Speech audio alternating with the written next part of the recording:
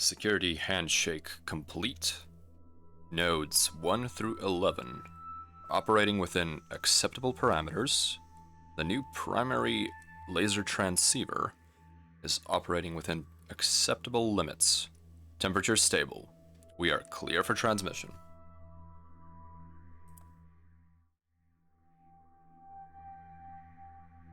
Greetings, wingmates. I hope that you are doing quite well in whatever temporal situation you may find yourself in. It's been a rather interesting time recovering after that dose of lock-on, but I think I am fully feeling myself again. Greetings everyone. Welcome, loyal till the end, Mastermind X01, and Disembodied Voices. Indeed, you do see Brigador. We are going to be continuing the Brigador Campaign. This is actually the epilogue, from my understanding, the mop-up operations after the primary storyline of Brigador terminates. Hello, hello! Oh, that is an adorable emoticon. I really enjoy that. Hello, Ellipsis. Welcome to the convoy. I hope that everyone's jumps were successful, that there were no major margins of error, and I hope that we are ready for some mecha mayhem. So, without further ado, why don't we move on to the simulation room?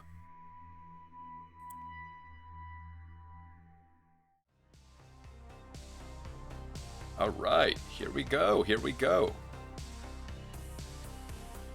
Heavy errors occurred. Only my voice has arrived, says Disembodied Voices. Oh, is that how you came to be the way you are? Oh my goodness, that would be most unfortunate if a jump resulted in such a tremendous disaster.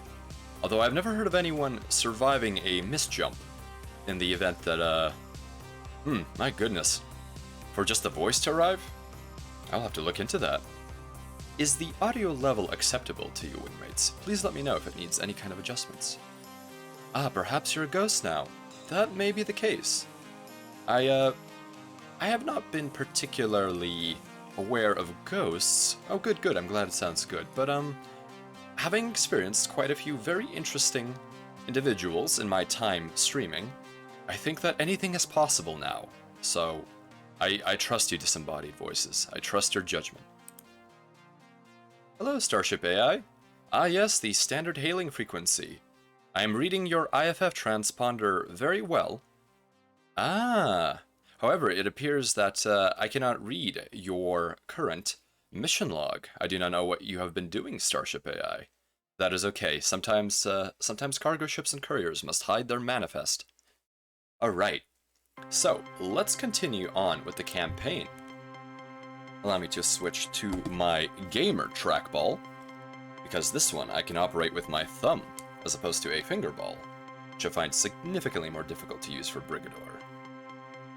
Alright, so we have 3 missions in Epilogue D left over, and we also have quite a number of missions in the series E and F, which from my understanding were added during updates.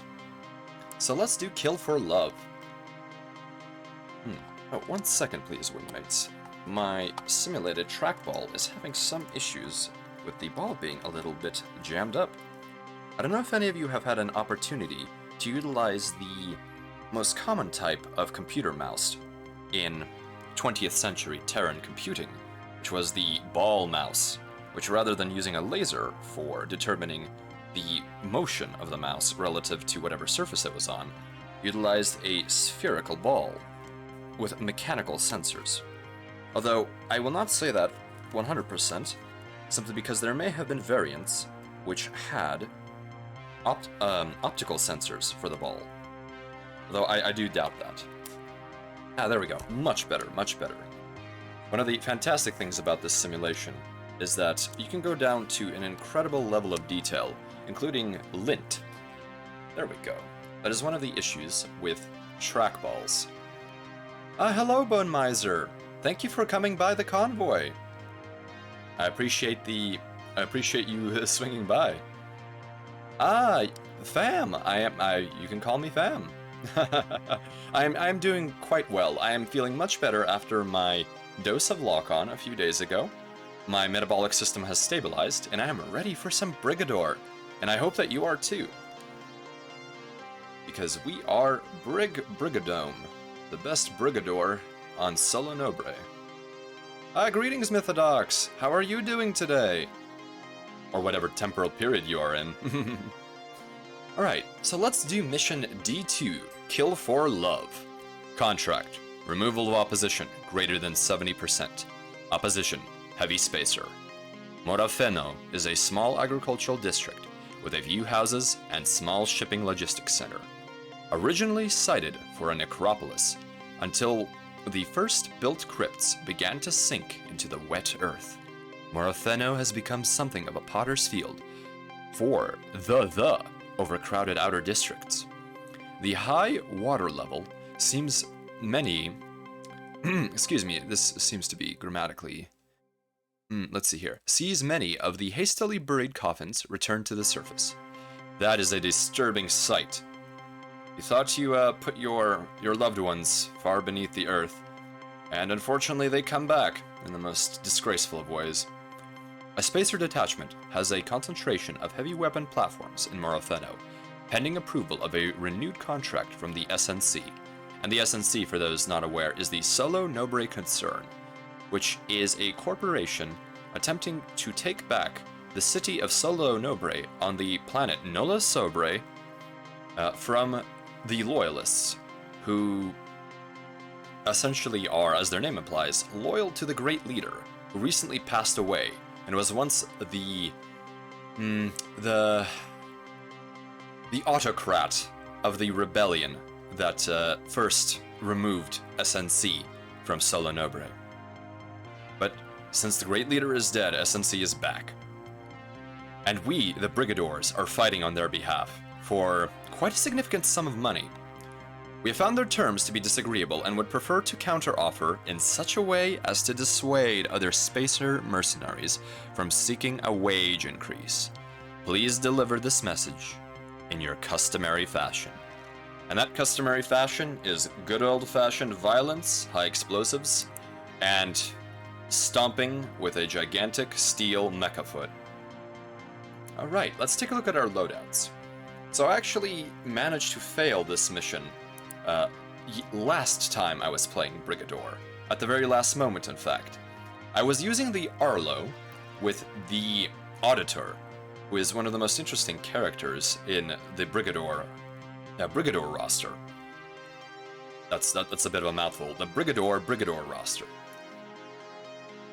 So the Auditor's Arlo is armed with a Preacher 76mm cannon and Bonesaw 8mm machine gun, with EMP grenades for defense. This loadout is all about high mobility aggression, EMP targets, then follow up with strafing runs, disengaging before reinforcements arrive. And indeed, this is how we will play with the Arlo. The Arlo is a stealth killer, or not a stealth killer, but it is a fast killer. It is one of the fastest A-grabs I have had the pleasure of using. And it is... I really enjoy this particular loadout because the 76 packs a wallop, whereas the 8mm has an excellent refire rate. Unlike many of the machine guns in Brigador, this one continually fires, which is something that is much easier for me to lock onto a target with. I am not the biggest fan of burst-fire machine guns. While you do get an incredible alpha, especially for sneak attacks, that is not really my style in terms of play. The Arlo is great fun indeed, loyal till the end. I'm looking forward to taking her out for a spin. Alright, let's deploy. Engage. So ostensibly, this is a stealth mission. However, I almost always end up having difficulties keeping the enemy from detecting me. They have quite a few spotters in this level, and they react very quickly. Now, there are many techniques to avoid being spotted. However, I sometimes lack the finesse. My playstyle in general is more of that of a tank. I tend to like straightforward assaults rather than sneaking around. However, in Brigador, for whatever reason, I find the sneaking playstyle to be quite handy. So we have at least 2 spotters here, but we do have some cover behind these ammo locations. Now we must make sure that this ammo depot does not go up in smoke, because that is our secondary ammo, although there will be quite a few pickups. So let's actually have these enemies, let's kite them. Let's send off a few machine gun shots and hope that they, yes, they are coming. So, oh, I always forget that you can't do that. I always think that, oh, this is a standard shooter game, where if you make a noise and the enemy sees you briefly, but does not actually, what's the word? Does not actually spot you, or does not actually see you for long enough, it won't trigger an alarm. This is absolute bupkis, and I have done it several times. So let's do something a little different. Let's blow up this orbital gun while hiding. And now we will use, oh no, spotters. We'll use EMP to break line of sight, and there goes my entire plan. Well, that's fine. Let's do this mission the old-fashioned way, with violence and running away. Because there is no better recipe for success than running away and kiting the enemy. Alright, the security wall is up. Oh, here comes an Arlo. Oh my goodness, I'm a little bit rusty. It's been a minute since I've played the game. We need aft armor, I need to pay— oh no, oh no. And we are on fire. That was just a warm-up. The stream has just started. Welcome, welcome, welcome to the convoy, everyone. The transmission has just stabilized. It's fine, says Headless. Run and gun indeed. Alright, let's restart that. Engage.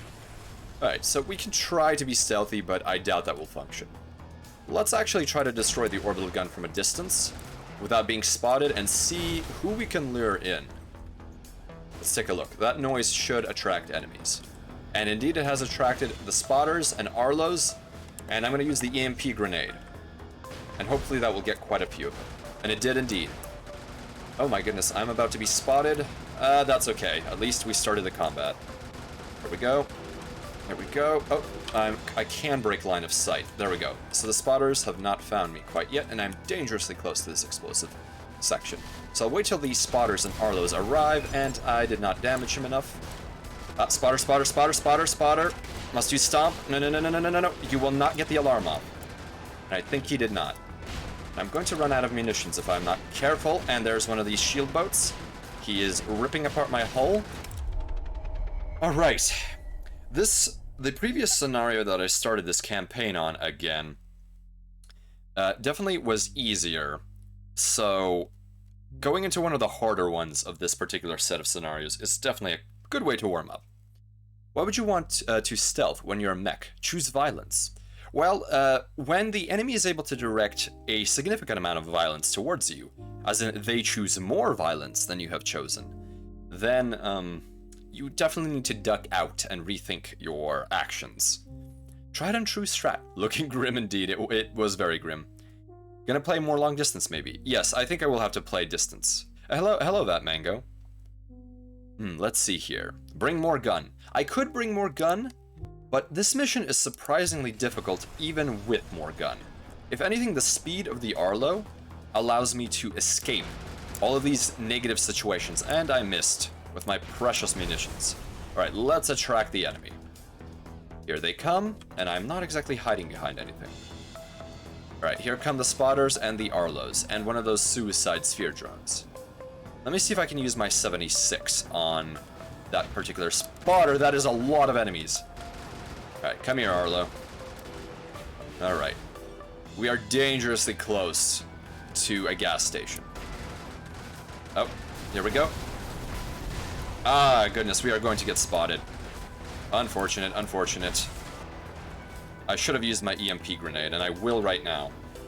Alright, let's destroy these bomb drones. I did not get the Arlos. I will get the spotter. Oh my goodness, that is a lot. That is a lot of enemies. We are simply going to dodge and weave. Now, munitions are starting to run dangerously low. We have attracted every single enemy on the map. That is fine. All is deja vu. We are simply going to keep swinging around. Wingmates, I apologize if I'm not reading your comments. Give me that ammunition. Give me the shielding. Alright, come here. Come here. And we'll use our EMP grenade at close range to destroy these Arlos. There we go. Oh my goodness, was I facing the wrong direction? And we need to get out of here. And we're going to restart the mission again. Did you ever clear that stage you were having trouble with before? Asks Aloy Channel. The big fortress. I did. I did not end up skipping it. And I ended up using a different loadout of the Arlo. Anyway, we can increase the Arlo's speed and use terrain to set up traps. Yes, that is what I'm trying to do. And yes, that particular laser does simply melt me. The Arlo is not exactly tough. I remember I was doing significantly better when I wasn't fresh off the bat here. Okay, so let's try this again with the orbital gun. Let's try not to miss. There we go. Let's use our machine gun just a little bit. There we go. Alright, let's wait for the enemy to come by. And we will use our EMP grenade this time, if all goes well. So let's lob an EMP grenade into the general morass of enemies and spotters. Here it comes. Alright, well, we got a couple of them. Here we go. And I forgot that was explosive. Oh my goodness. Wingmates, I am so sorry. Your faith in me may have been misplaced, but I will do my best to re-earn that faith. I must say, I am a certified independent starship operator. You will see that I have this certificate. Oh, what happened with that EMP grenade? Why did it go that way? Alright, we will have to use this explosives location. There we go. We've at least taken down one Arlo. Oh my, oh my, oh my, oh my. Nope, not the explosive drone. Let's just keep going. Let's just keep going. That 76 is sometimes hard to aim. Right, I need to get some of that shielding. Here comes another drone. Use the machine gun, use the machine gun.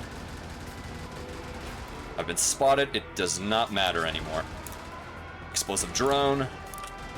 And here comes one of those tanks. Okay, we have an explosive bit here. We will use that. There we go. We have at least damaged the shield carrier. There we go. Alright, perfect. We have a lot more hard shield. Oh, that hover is quite dangerous. We are definitely running low on munitions. We will have to consider a resupply. How embarrassing. You got this. Nah, we all make mistakes. He has a license for that. Thank you very much. Indeed, we all do make mistakes. But I believe that I am warming up, and I will not resort to combat chems again. I do not think that is necessary for playing a game such as Brigador. So let's sneak in and use a bit of this primary ammo, because our 76 is our most important weapon. Okay, so we have taken out all of the enemies that went past the wall. So let's do a little bit of a stomp here and make our way into this fortress, or this other section of Morofeno. So here's a spotter. Let me destroy him. Alright, I will have to use my 76 for an alpha strike. Oh, goodness me. Come on, come on, come on. I need to use my EMP grenade much more aggressively. Right, I will stomp these. There we go. Stomping also leads to much more ammo. Right, we are 12 seconds away from our EMP grenade. 10 1000, 9 1000, 8 1000, 7 1000, 6 1000, 5 1000, 4 1000, 3 1000, 2 1000, 1 1000. Right, let's EMP both of these, hopefully. Let's make sure we are on the bisection of the angle between them, so that we can... Oh my goodness, why is the EMP behaving the way it is? There we go. Alright, alpha strike. Let's get around to the rear armor, pick that up, and use our stomp. There we go, perfect. Alright, another 10 seconds till we have our EMP grenades. Oh, here comes one of those super heavies that fires cluster artillery. Let's see if we can long-range EMP grenade it. Oh, goodness me. The aim is a little bit off. Oh, here's finally the recharge. There we go. EMP away. Alright, we rush in, alpha strike, and stomp and grab the ammo. Perfect. We will simply have to execute every single enemy like this with EMP grenades. With each failure, we get closer to success. For we learn what won't work, and what will for future tries. Indeed, Mastermind, that is the way we should be thinking about this. I am simply a bit flustered when my wingmates see me underperforming, perhaps. But I am only human, even though I am of the neo-human genotype. Easy clap. Oh, hello, corpse. Welcome to the convoy. Thank you for the compliment. Your movement affects aim on them, doesn't it? Momentum affects the shot. Indeed it does. And I have this tendency to assume a strafe won't mess my shooting up. And that is my biggest weakness. I treat A grabs as if I am playing a first-person shooter. That instinct is very strong. So let's see if this super heavy from the spacers is alone. Indeed it is not, but I will use my EMP grenade nonetheless. There we go. Away. Let's see if we can alpha strike and destroy the super heavy. We need to shoot the rear, and we need to pull away immediately and wait for our next recharge. Oh my goodness, I trapped myself in the trees. Here we go. I am glad I stomped a hole for myself. Let's pull back and wait to see if any enemies are kited. Hello, Cabal. How are you doing? Are things well for you? Welcome to the convoy. We are currently engaged in a scenario that has frustrated me to no end in Brigador, simply because it is quite long. We have quite a few more enemies left, but there's also a fairly minimal amount of cover, and I cannot do it for the life of me without tripping an alarm. So every enemy ends up having a hard shield active by the time I get there. I'm glad to hear it. I'm glad to hear it. Alright, we have a super heavy here again. Let us lob the EMP grenade over the fence here. Oh, it has been lobbed. Excellent. Here we go, here we go. Let's do a stomp. Ah, goodness me. Ah, no, no, no, no, no, no, no, no, no, no, no, no, no. The shields came on. Oh, and the enemy has helped us finish off their ally by using that particular... no, I wanted the ammo, but at least I got hard shield. Oh, more hard shield. My greed will be my demise! Oh my goodness. Never mind, never mind. We are going to make a little mouse hole here and retreat. No one saw that. No one saw that. I am not panicking. Okay, there we go. Oh, hello, little friend. Care to be stomped by an A-grab? Oh, you have another friend. Okay. Let's see here. Come here, come here. There we go. Oh, and I got munitions from it. Excellent. There we go. Another stomp and more shields. Oh. So we have a hover. And I believe this depot... No, the explosive depot has already gone up. I am doing a number on Solo Nobre. EMP grenade out. I hope this works. Here we go. Here we go. Blowing them up. Detonating them. Excellent. Let's get that A-grab. Blasted spacer A-grabs. There we go. And this individual was also EMP'd, but now he's no longer... Oh, the artillery is inbound. That ultra heavy is targeting me. That sounds very irksome indeed. It was, but I think we are doing a lot better now. Our luck and our skills are waking up. Hello, Lion Chops 1. Welcome to the convoy. Boom. Yes, you quoted the game correctly. And now we're going to make more bigger booms, although EMP will be our friend here. Let's see here. Oh, here's one of the other super heavies. Let's see. How many enemies? Oh, he has spotted us, so we will now pull back and hope that the artillery does not destroy the ammo depot. That would be most unfortunate. Seems like it, maybe. Maybe you just needed a warm-up. Indeed, I did. I play a fair amount of different games, and they all have different controls and different play styles. Homeworld, for example, is quite a bit of a different play style as opposed to this, with three-dimensional real-time strategy action rather than two-dimensional sniping like this. You have a blanket to warm me up. Oh, thank you. It may short circuit if you put it in the tank, so please be careful. Also, I do not have 110 volt AC power, as I believe is standard for many locations within 20th and 21st century Terra. Nor do I have 240 readily available. The connector that we use is significantly different. Let's use our EMP blast here. Okay, here we go. Shoot from the rear, shoot from the rear. Let's get a stomp in. Yes, we got ammo. And let's not let these shield boys get too close. Their burst lasers do an incredible amount of damage. We will wait for our EMP grenade to recharge because we are about to be swarmed. Alright, 3, 2, 1, here we go. EMP grenade away. Let's see what it does. Alright, let's get the quick little A-grab. Let's get this shield. Oh, enemy in here.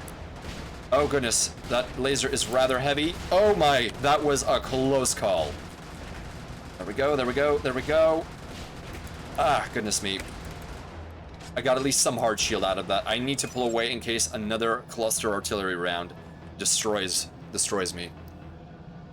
Okay, so we have hard shield to the point of overshield. So we are doing quite well. All right, here comes another spotter drone. Though this one is not actually a scout. All right, I'm going to stomp him. No sense in wasting munitions.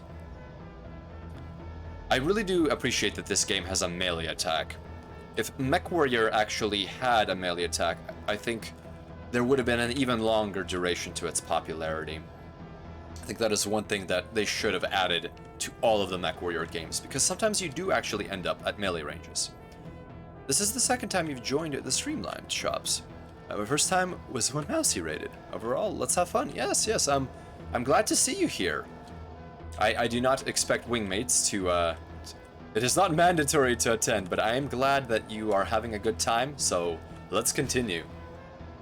Alright, let's use our AMP grenade on that super heavy before it fires off another burst artillery at us. And what happened with that grenade? I fired it. You know, it makes no sense to rush in unprepared, so let's reload our grenade again. Yeah, especially close quarters MechWarrior 3. Yes.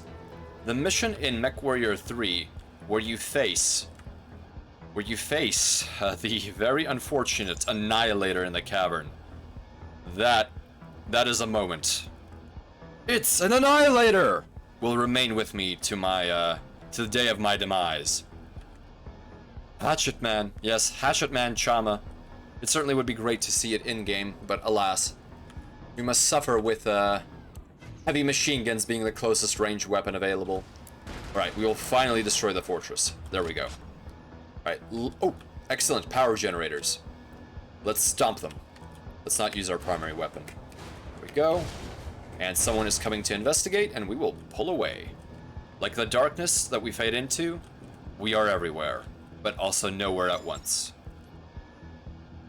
Let's see here. You got the Spacer. Keep your cool and don't get too greedy.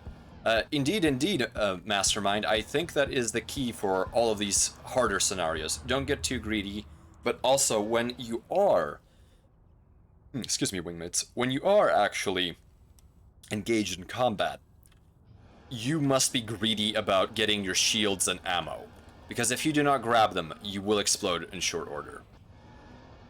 Let's see here. I'm glad you're enjoying it. I'm dueling with an Annihilator in here! Or was that an Atlas? Either way, that girl wasn't happy. Headless, I don't remember the exact quote, but I remember the panicked tone, and that struck me deep within my core. But yes, it was absolutely an Annihilator. I do not think the Atlas was in MechWarrior 3 Standard. It may have been in Pirate's Moon, although I actually never had an opportunity to engage with Pirate's Moon. Alright, let's get rid of this tank and grab that ammo. And that may have been a bad idea, but the alarm was stripped long ago. Let's simply kite enemies and not get greedy and avoid the cluster artillery. There we go. Yes, so it was a Pirate's Moon exclusive. Thank you, Bunmiser. The biggest issue in Melee for MechWarrior would probably be the hit registration issues in multiplayer. They really needed to bring it in for single-player games, though. Yes, I think that is definitely one of the issues that plagues a lot of these games with difficult netcode, or just a difficult way that you have to run them. Oh, we got some shields out of that. Let's use our Stomp. There we go, perfect. The Stomp is not to be underestimated. MechWarrior 3 is phenomenal, by the way, as you know. Yes, I think MechWarrior 3 is... There is something about that entry in particular, and I think it is the balance between being well, actually, it's being able to design any mech you want within the mobile field bases. I think that allowed you to have some absolutely absurd playstyles, and it was also fairly accurate to the way that the weapons do operate in MechWarrior. Although I will contend that you cannot play that game well using ballistic weapons besides the Gauss rifle. There's just something about the way that the autocannon bursts work and how poor the quantity of ammo you have is, that it really does not behoove you to use anything but lasers or energy weapons in that particular variant. But in MechWarrior 4, I think that ballistic weapons are perfectly viable, especially the heavier autocannons, or running a Mauler with 4 autocannon 2s. That is somehow made viable, even though the Mauler itself has a number of problems when it comes to being a viable Battletech unit, at least in its standard layout. There we go. Let's bust up these tanks. We got too greedy. We got too greedy. We wanted the ammo, but instead we got lasers and pain. Remember that life lesson. Let's wait for the recharge of our EMP grenade. Ultra 20s were good up close if you could get knockdowns, but medium lasers were so freaking good in 3. Yes, medium lasers and medium pulses. I load... Essentially, once I obtained the Avatar chassis, I used nothing but medium pulse lasers, and I simply legged every mech I could find. There was no better alternative. In that sense, I think MechWarrior 3 is almost a solved game, especially once you get the correct loadout. But that is a conceit to single player. Multiplayer, I'm sure that there would be quite a number of different issues to contend with. Especially pop-up snipe jumping, which is a staple of any MechWarrior game. Okay, our shields are a bit low, so we will use an EMP grenade on these incoming foes. There we go. Let's get that shield carrier first. There we go. Stomp, stomp, stomp. Did not give us many shields, but we will be okay. Let's close in and stomp. We stomped too early. There we go. Fantastic. Alright, even our ammo is doing well, and that long-range heavy is shooting at us. Is the most power space trucker. Legion to 247. I'm not quite sure to which space trucker you're referring to, unless that may be myself. Let's use EMP on the super heavy. There we go. Let's get to... Oh, that EMP failed for whatever reason. I think I may have overshot. Oh my goodness, I need to get out of here immediately. Alright, let us pull back until we recharge our EMP. Picking them off seems to be better than getting swarmed with bullets. Indeed, Lion Chops. I think this one is not the most action-packed mission in that regard, but we will have to dance around. And, okay, our EMP is recharged. Oh, here comes the cluster round. Here it comes. Okay, at least it didn't blow up the ammo depot. Oh my goodness, we waited too long for the EMP. We'll have to attempt this again. And I'm sure a cluster round will be coming our way shortly. Okay, here we go, here we go. Let us be very careful. Let us be very careful. I have gone too far. We have actually completed the objective. You know what, wingmates? I will not get too cocky. We are leaving. We have done enough. We have done enough. No 100% completions. There we go. That's right. This mission is for padding the wallet and increasing the rep. Indeed, it is. Thank you. Thank you. GG. Easy. All right. We are moving on to D3. Placebo Syndrome. Take the guarantee indeed. Thank you. Placebo Syndrome. Contract. Removal of target vehicles. Opposition. Moderate loyalist. The Ogawa Split is a monorail station and exchange along a central transit corridor, chiefly for commuters headed towards the outer core. You are headed into a trap, or so the loyalists defending Ogawa believe. Remnants of a recon battalion and stragglers from a mechanized armor company have regrouped to ensnare brigadors headed for contracts near Central. 5 contractors have already been reported lost to this ambush already, and our analysts believe it is time to escalate the quality of talent required to clear this. Remove the local insurgent threat from our operations. Alright, so we must destroy the marked vehicles on this particular map. Better to live and see another day. Indeed, Lion Chops, we are brigadors. We are here for money, and we are here to survive. So that is the correct attitude we should have, wingmates. As the most powerful space trucker, I got to ask you, how many people have you isekai'd?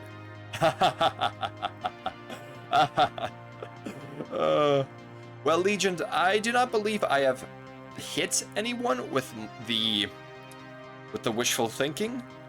So, I do not think I've isekai'd anyone, unless there was some kind of debris that I was not aware of. However, any debris large enough to contain a sapient being, such as a human, would probably have significantly damaged my shielding, my Whipple shielding, and I would have noticed, because that would have been some time at dry dock. So, yes, I do not think I have isekai'd anyone. However, in this game, I have crushed plenty under my treads. So let us continue to the loadout. So, once again, we have access to the man from Volta's Canmore, the Buckmaster, the Fence, and the Arlo. I've been enjoying the Arlo, but I do not know if this mission will be accommodating for it. The EMP grenade is very, very excellent. Isekai requires an 18-wheeler truck, and those are hard to come by in space. Yes, Bone Miser, we do not use wheels in space, of course, but I suppose the equivalent to that, at least in the Far Sun's coalition, would be the Westcott-class freighter. That is essentially the bread and butter freighter of the shipping companies that tend to operate. It is EI-manned, electronic intelligence equipped, and it has no human crew of any kind. And those tend to take the slow route. They jump into a system and they use very slow burns in order to arrive at their destination. And that is typically for bulk or low-value cargoes, as much as anything that you are willing to ship these distances can be low value. This is actually an interesting question. If you specifically tried to crash into a planet, how much damage could you do? Well, Corpse, I think that would depend entirely on my velocity. I am actually not able to readily reach too significant of a fraction of the speed of light. So the energy within my vessel would not be quite significant, and also the wishful thinking is very low mass as far as any vessel is concerned. Also, if I reach my maximum, expend all of my delta V to reach the maximum possible velocity for my relative zero velocity, I would also mass significantly less. We use the power of friendship. Yes, this is all about friendship. Being a Brigador is about being friends. Well, not really. Being a wingmate is about being friends. No wheels in this universe, mate. Oh goodness, that is a lot of loyalist tracked vehicles. Oh my goodness. And I can't even see them. Oh wow.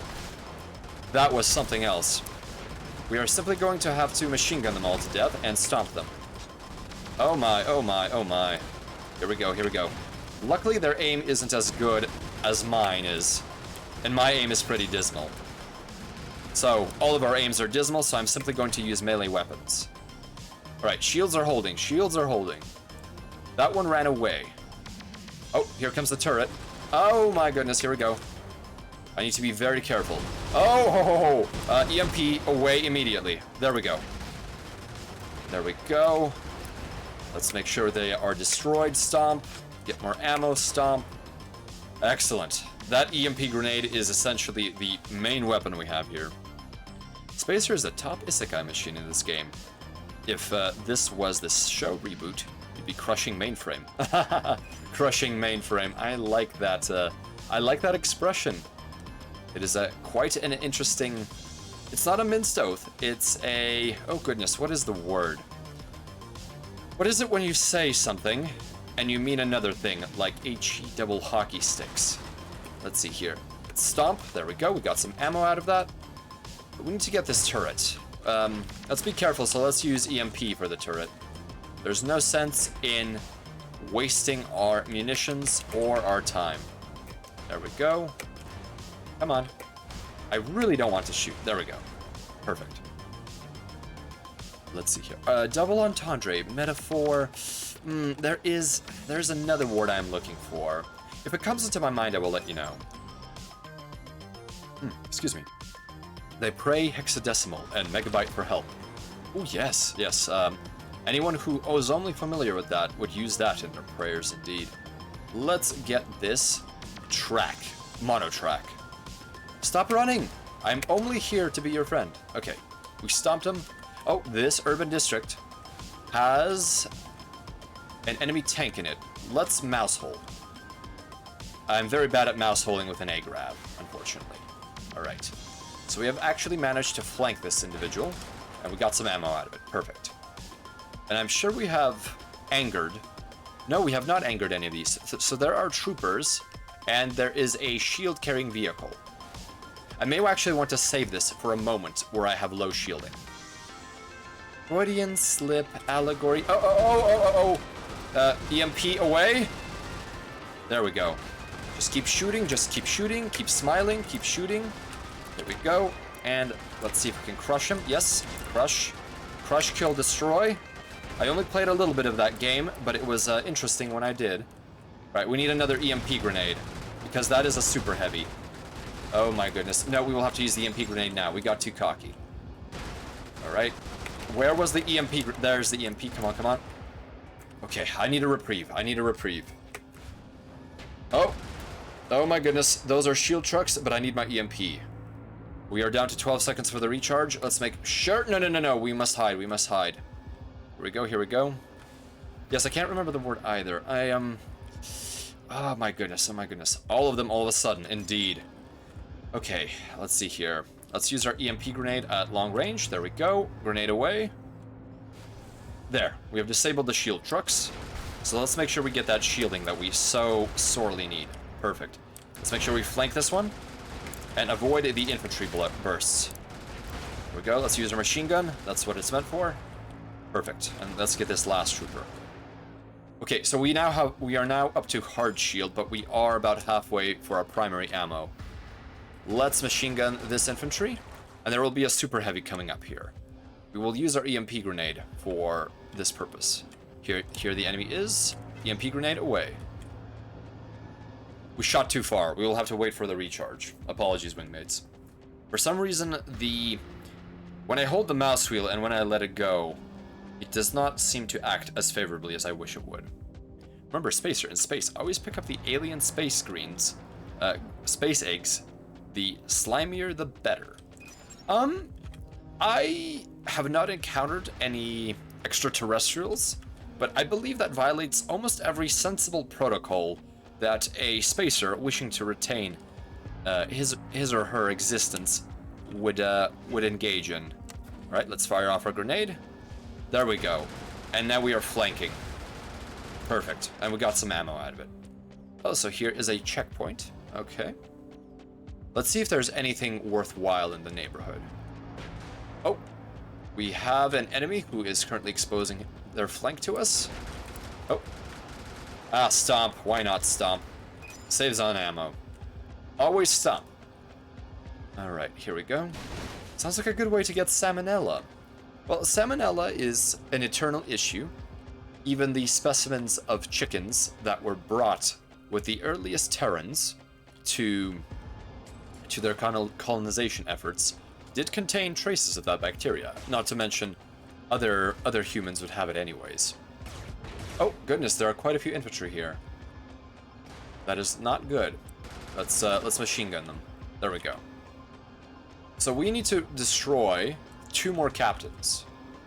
Let's be very careful. Let's not get too cocky. And let's keep relying on our... Oh my goodness, what was that? Here we go. Sounds like ambushed, yeah, indeed. Also, distress signal equivalent to free stuff. While it is very important to answer every single possible distress call, or at the very least report it to someone who is on a trajectory that is viable for an interception. A spacer cannot always respond to a distress call, and it would be unwise to treat every single one of them as valid. Oh, we got hit quite a bit there. That is not good. Let's use the EMP. Oh, I used the EMP at the wrong time, but it is too late. We have committed to this blunder. So let's continue our commitment. Oh, ammunition. Perfect. All right. We will wait. We will keep on committing till our EMP recharges. And they are, fortunately, damaging each other. This is most fortunate for us. Let's keep hammering away with the machine gun and the 76. Here we go. Stomp. Stomp. Pick up that ammo and the shielding, and we will stomp. Luckily, the firing arc of these monotracks is limited. Only in the front 180 degrees. Here we go. Stomp. Just as long as we stay. Oh! I have made another mistake. Oh my goodness. This is bad. This is bad. That is a shield truck. We got a significant amount of shielding out of that, luckily. Oh, and we ran right into a captain. Very unfortunate. Let's go into this industrial park. And let's just hide between these power generators. No one will see us. No one will ever know if I steal this this runabout. Oh goodness, what was that? Was from the Witch Boys. I don't remember that particular cartoon's name. Hello, Paper Bag. What war crime? How the war crime has been going? Well, I think the war crimes are coming along splendidly. We did get a little too cocky in this scenario, but we are making sure we do not repeat our mistakes. We will use our EMP grenade much more. The Dover Boys. Thank you, Lursing. Thank you. Distress calls would more likely be a trap anyways. Well, in my experience, about 90% of distress calls are real, but the 10% that are not, and are traps by pirates or other maleficent parties, then, or malfeasant parties, then you really do have to be careful. Oh, let's blow up these explosive pipes so that we may get that one track and attract the rest. Oh my goodness, here we go. Let's use our 76. Here we go, here we go. Stomp. Stomp, get behind them and stomp. Oh, we got 2 of them in one burst. Let's pick up that ammo, pick up that shielding, use our 8mm. Perfect, perfect, perfect. Got the Dover Boys, oh my goodness.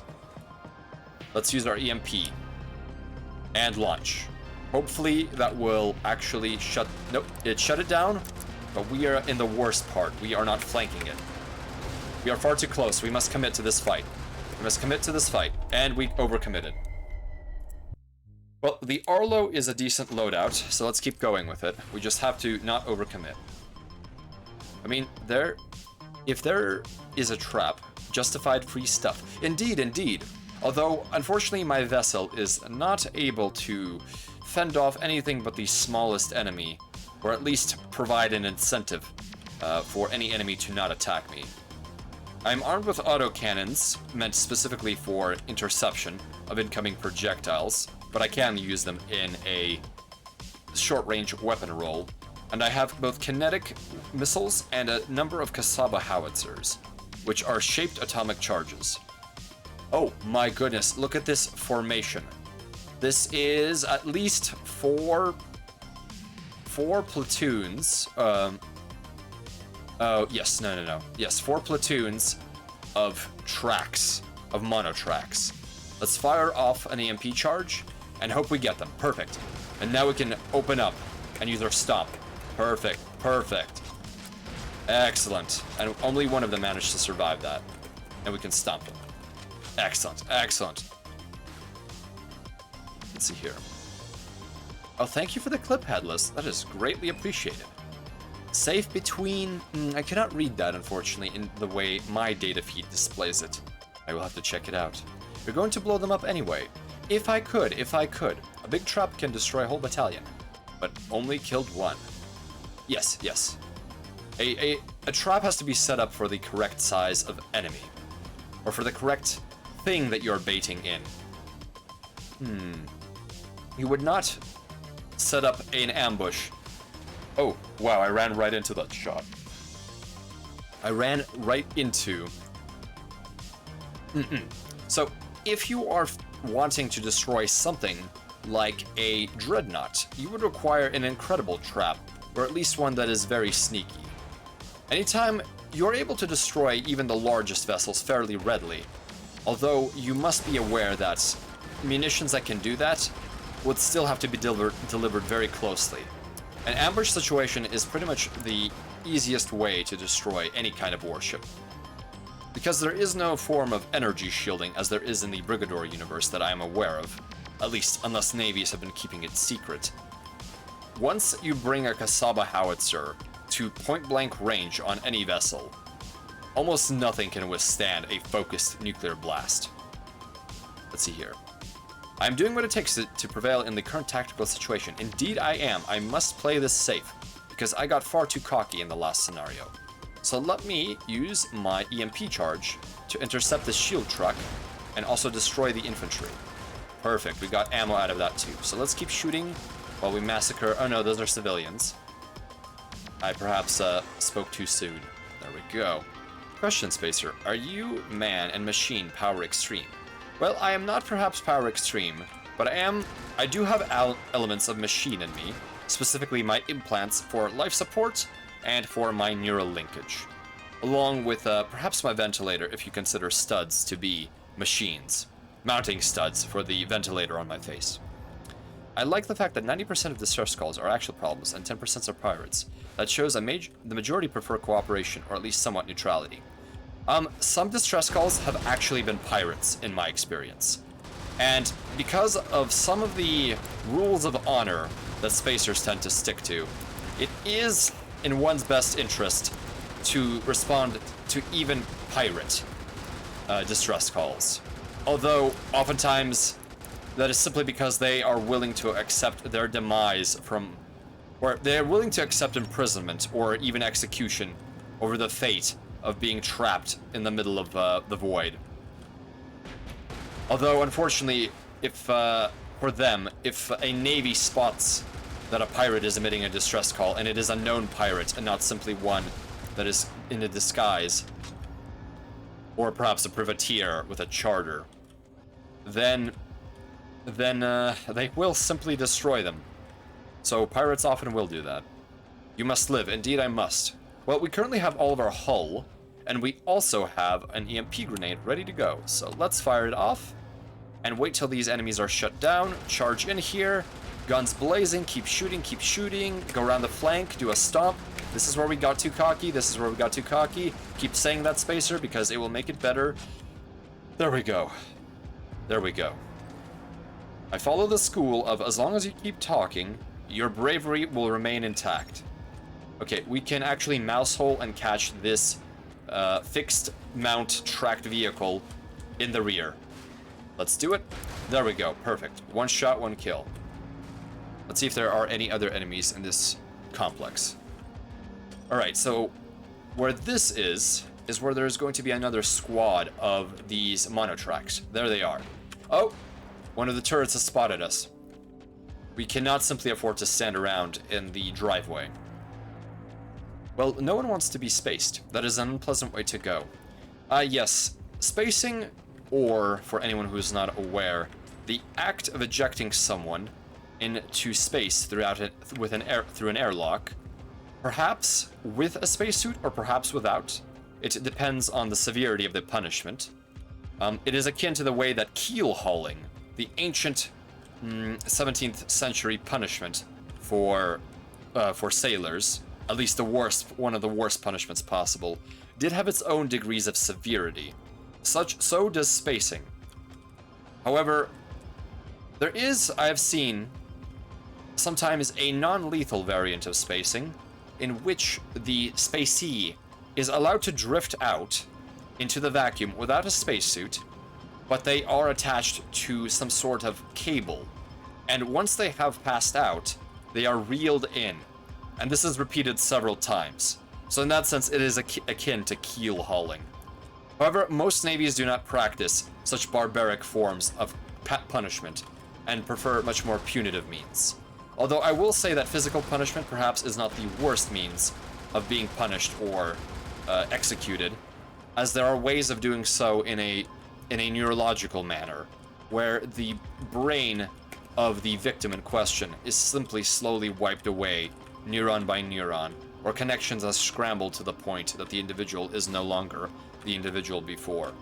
These sort of psychological adjustments, or psychological executions, are by far the most cruel in my opinion. I also follow that particular code, Hawker's Bluff. Ah, yes, that is a good thing to do. Let's see here. Well, no. But, the executions of spacing where the victim is thrown out with a suit are perhaps more expensive, one would say, but also they are rather cruel, as the victim does end up waiting quite a bit of time for their demise, as all of their life support resources run out. In essence, spacing is terrible in general. Please don't do it. If I would prefer not to do it to anyone, simply because I would not wish for it to be done to myself. A commanding officer has luckily never threatened me with spacing, only with punishment details like operating the orbital salvager. However brief my time it was in the Independent Space Operator program. There we go. Oh, thank you. I'm doing my best to not explode this time around. All right, that turret is still up. So let's use EMP to disable it, while also destroying this track vehicle. There we go. So we have alerted the enemy to our presence. We will wait till our EMP grenade recharges once again. Let's do some long-range fire. Oh, goodness. Yes, this 8mm does not have the highest velocity, so it is difficult to get a proper lead. Oh, we have a problem. We have a definitive problem. Let's use our EMP. Here it comes. Charge in. Here we go, here we go. Keep shooting. Go for the flank. Stomp. Go for the flank. The shields are back up. Someone is shooting at us. It is a shield vehicle. So let's hide and wait for EMP grenade to recharge. Ooh, okay. These houses are very fantastic. Ooh, what's this? This little detail here. So we have what appear to be power boxes for circuit breakers and some sort of ventilation system on the rear. These excellent little... What do you call this particular architectural feature? Is it a widow's watch, or is a widow's watch specifically a balcony that is on the sloped roof of a structure? I am not quite certain. Play it safe. Yes, that is what we will be doing. Okay, so the captain is dead. We need to destroy one more captain, and we will succeed. I will turn these infantry into chunky salsa from at a safe distance. Come on, come on. There we go. That one has been covered by the terrain. So here we have a bunch of explosive terrain components. If we lure a significant number of enemies into position, we may actually be able to do a significant amount of damage to them. So let's use an EMP grenade. Oh, those were infantry. I thought they were a monotrack. I forget. Hang on, I'll look it up. Thank you, thank you. Architectural styles have so many different features that it is rather difficult sometimes to figure out what they're all called. Architecture is not my strong suit, but I do dabble in it from time to time. One of my favorite things is looking at what they call dingbats from 20th century Southern California. When I first saw the name, I did not quite understand what it meant, but upon further investigation, I realized that it was a rather architecturally dangerous, kitschy apartment where the key was that there was parking on the ground floor and the residences were up top. I'm not quite a master tactician at land shops, as shown by my death several times in this game already, but I'm doing my best to be cautious now. And the Arlo certainly lends itself to caution and running away. So let's see, we have not found a squad. Oh, there is a squad right there. So let's use a long-range grenade. There we go. Grenade away. There we go. The captain got EMP'd, but the captain will very shortly be awake. So let's pull back. Unfortunately, that munition will not be ours. Let's pull back and use our EMP grenade once again. Here we are, being very careful, being very careful. The captain is the last one, and I believe we will not get too cocky. Grenade ready. Firing. There we go. Oh goodness, I may have missed with that. No, the lights went off. Keep shooting, keep shooting, keep shooting. Keep shooting. This is life or death. We got him. We are out of shields. Pull away, pull away, pull away, pull away. Let's see if we can grab those shields very quickly. Anything will help now. Anything will help. We got some ammo. Alright, taking cover, taking cover. That is a walker. Firing EMP grenade. We missed with the EMP grenade. We are getting out of here. We are getting out of there. Shooting, shooting, shooting, shooting. Alright, munitions are low. We need to find the exit. We are not going to get too cocky. Let's reload munitions in case the exit has enemies before it. There we go. It looks to be a platform atop a roofed house. Almost like a short tower is what a widow's watch is. Okay, thank you very much, Cabal, for that definition. That is greatly appreciated. Yes, we will asterisk him up, lion chops. Oh, there's the exit. Perfect. And we already have a readily available mouse hole for us to exit this section. Ah, he thought he could ambush us, but we are better than that. All right. Excellent. We have completed Placebo Syndrome, and we have earned 4,600,000 credits, thanks to the difficulty multiplier of the Arlo. Ooh, there we go. And we are going to the last D4 mission, and it is during the daytime. Wingmates, I am not sure if we have actually played a daytime mission before. This may be the first one I am seeing with my own eyes. Allow me 1 second, please. I need to have some of my sim water. There we go. While I am mostly done with the effects of lockdown, I still need to make sure that I stay hydrated.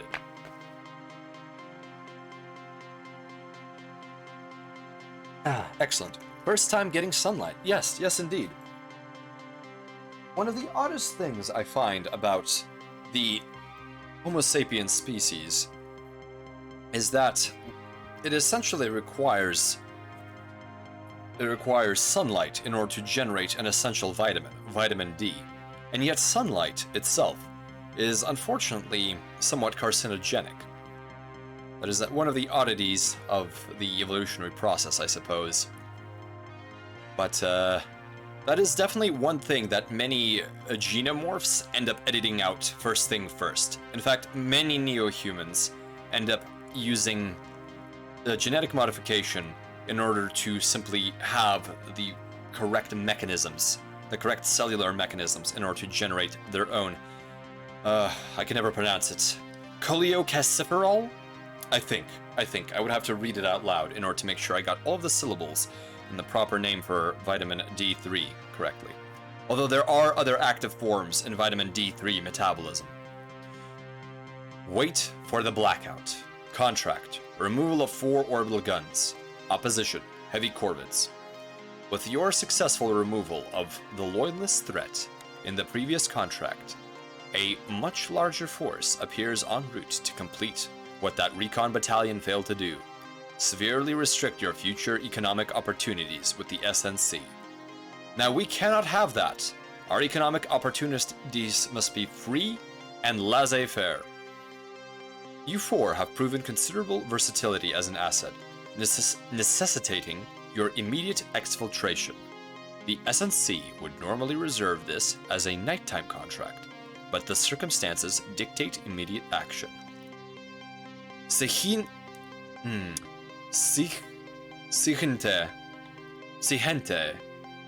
I cannot pronounce that. Wingmates, do you have any idea how to say this particular word?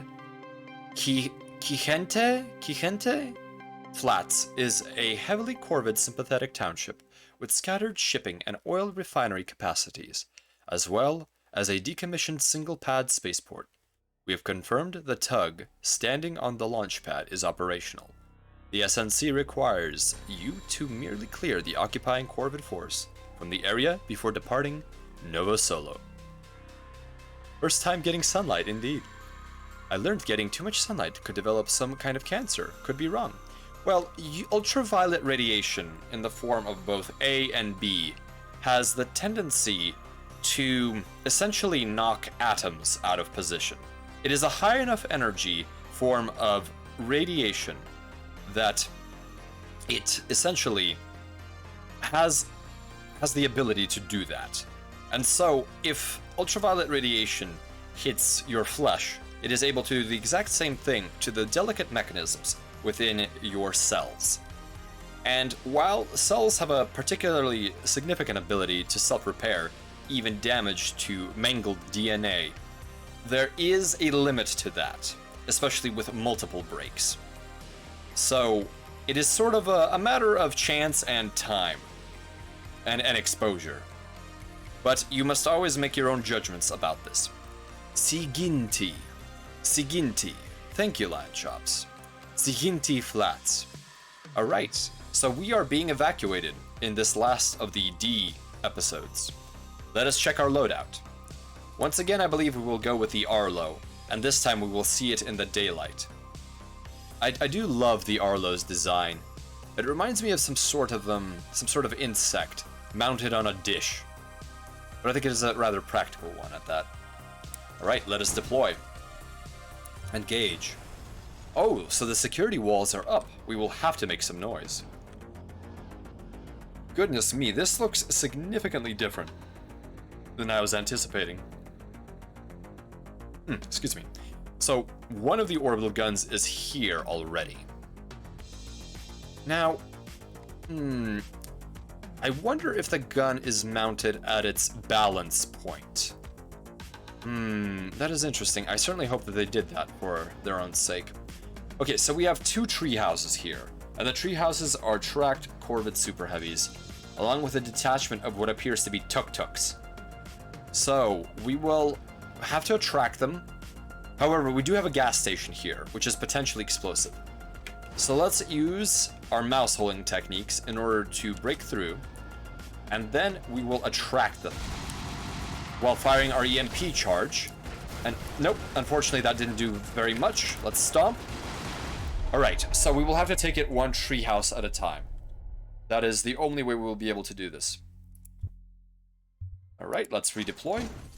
So this is the last in the scenarios, so this may actually be more difficult than anticipated. So these pipes are non-explosive, so I will actually mouse hole through them. I made a mistake of going through the front door. And since I am playing the sneaky Arlo, I do not wish to do that. And also, I need to understand that what I am doing here is destroying the orbital guns. The captains are entirely optional. Either way, a good test for their response. Indeed, indeed. It indicates that they are going to be quite violent very quickly. So we are very close to the gun. Oh, interesting. So we are not getting a hint. Usually the hazard stripes on the ground indicate that there is some kind of text hint. But in this case, that is not the situation. So what we will do is we will fire at an arc, our grenade, and we will ambush at least one of these. Oh no, there's an alarm. Alarm. No. No. Oh, the detonation of the gas station destroyed us.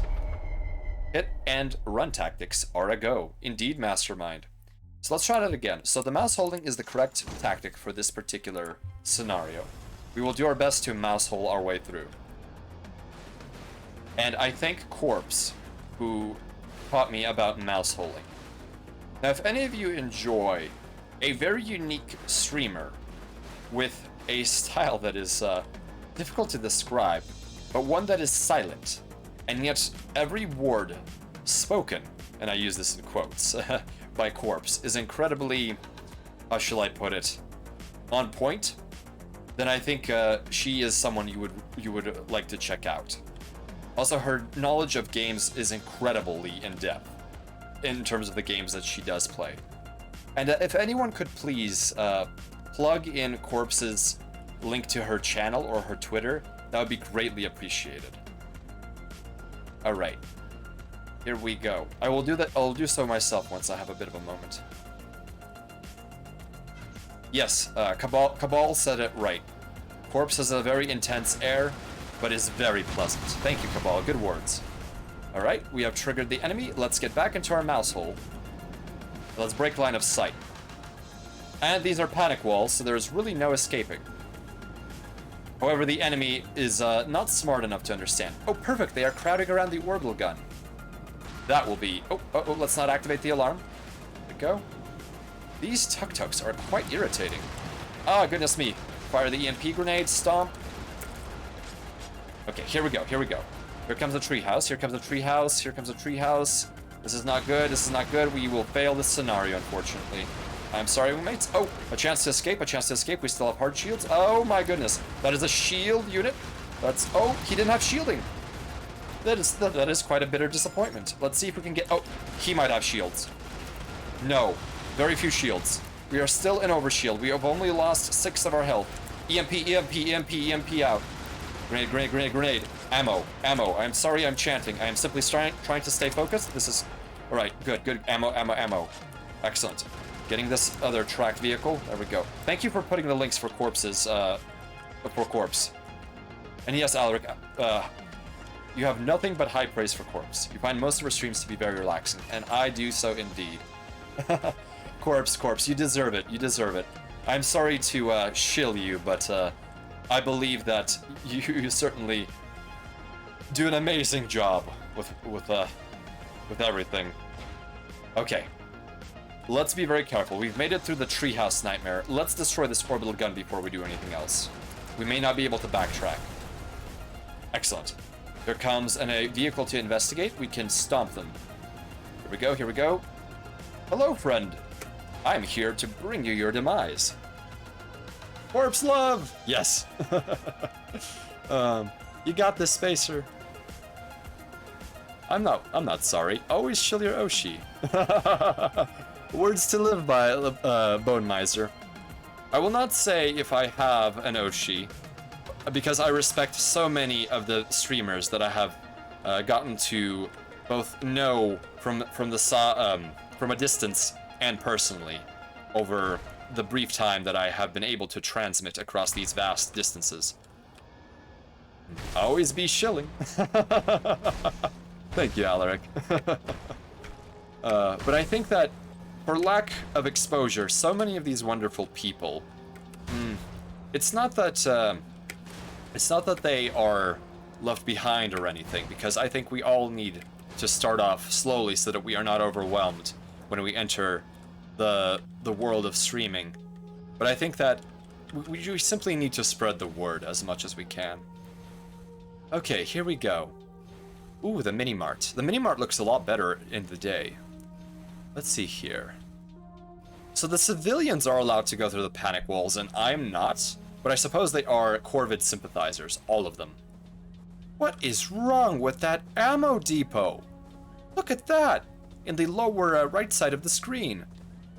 That simply has a mausoleum all around the ammo depot. What is wrong with the Corvids? Who protects their ammo with the bones of the dead? I mean, oh goodness, that was a suicide bomber. I've lost my shields thanks to that. I am very upset.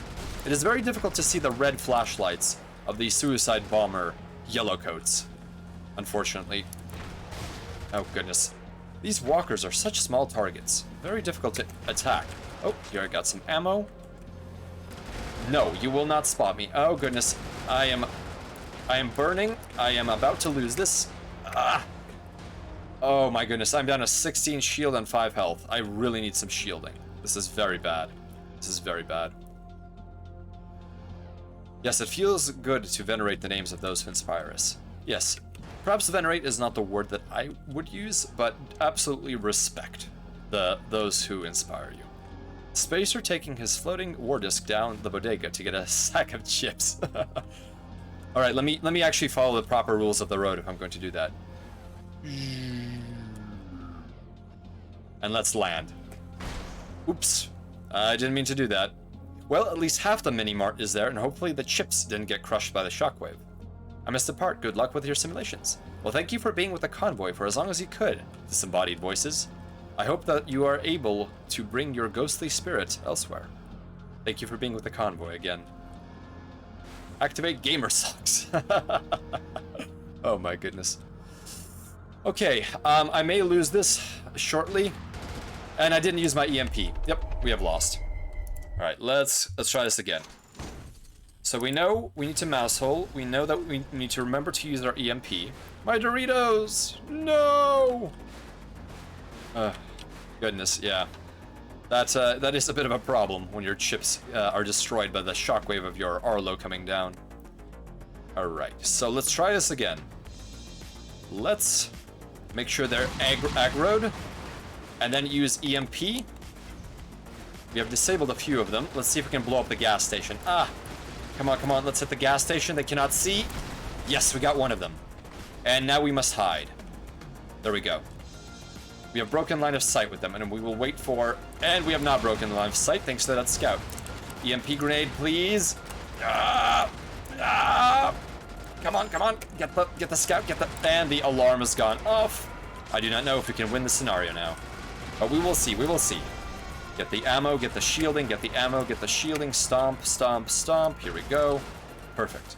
Well, let's see what the alarm brings, because I do not think it will bring anything good. Alright, we are actually doing okay for now.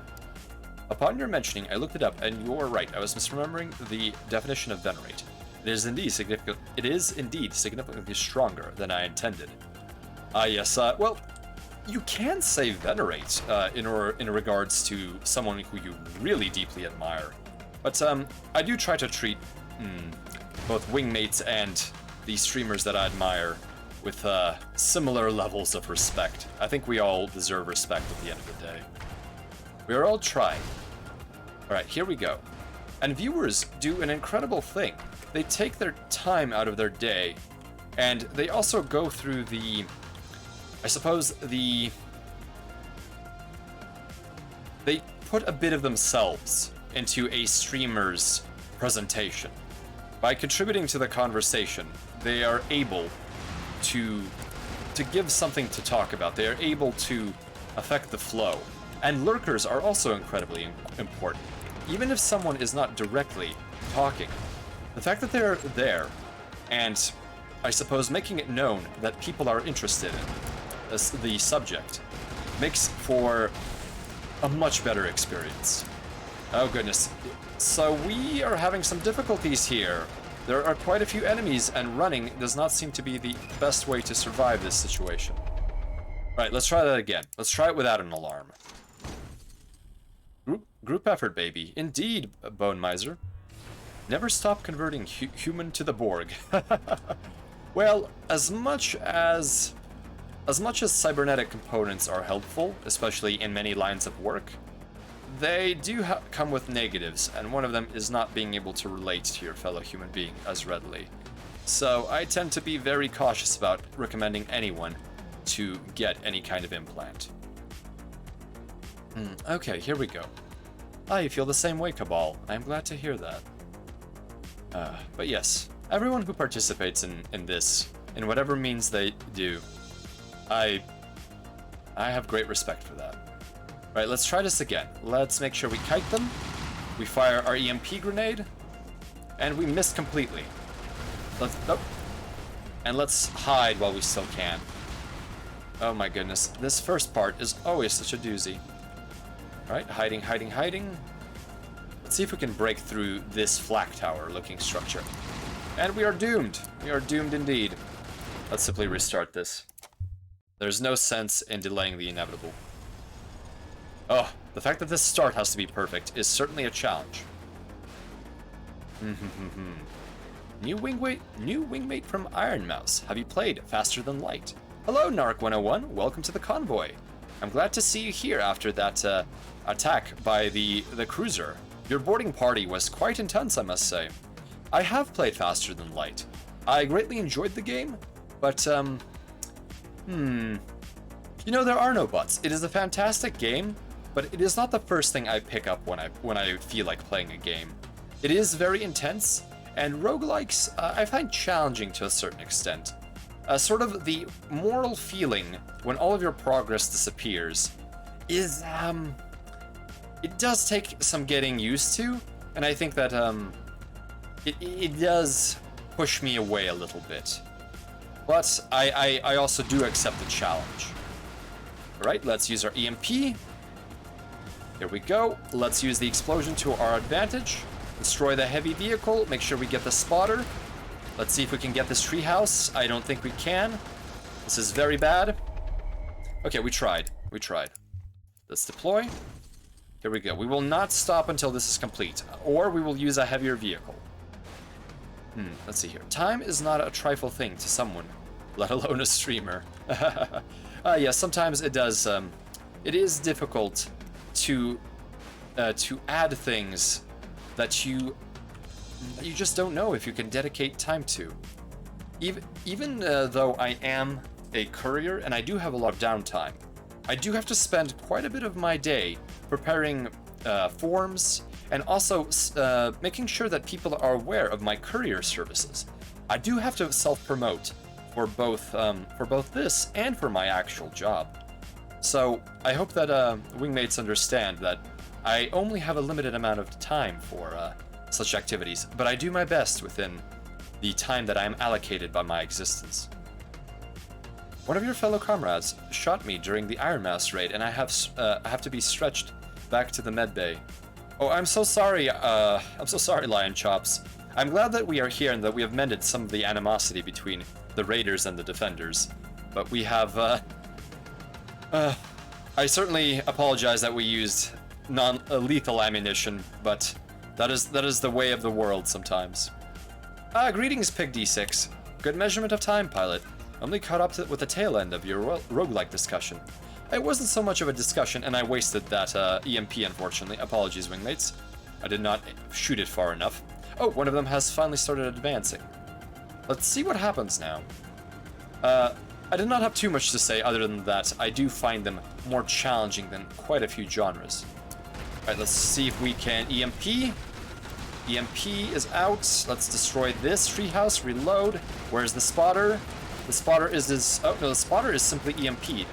Here we go, here we go. Destroying the enemy. Excellent. Shielding is low. We need to be very careful and hit the shield trucks. 5, 4, 3, 2. Let's get that shielding. Yes, we got shielding. Excellent. And we got a bit of shielding from those. The Corvids' lack of shielding for their light vehicles makes it very difficult to play the charge and recharge tactic. You're still here, Legion. I'm glad to hear it.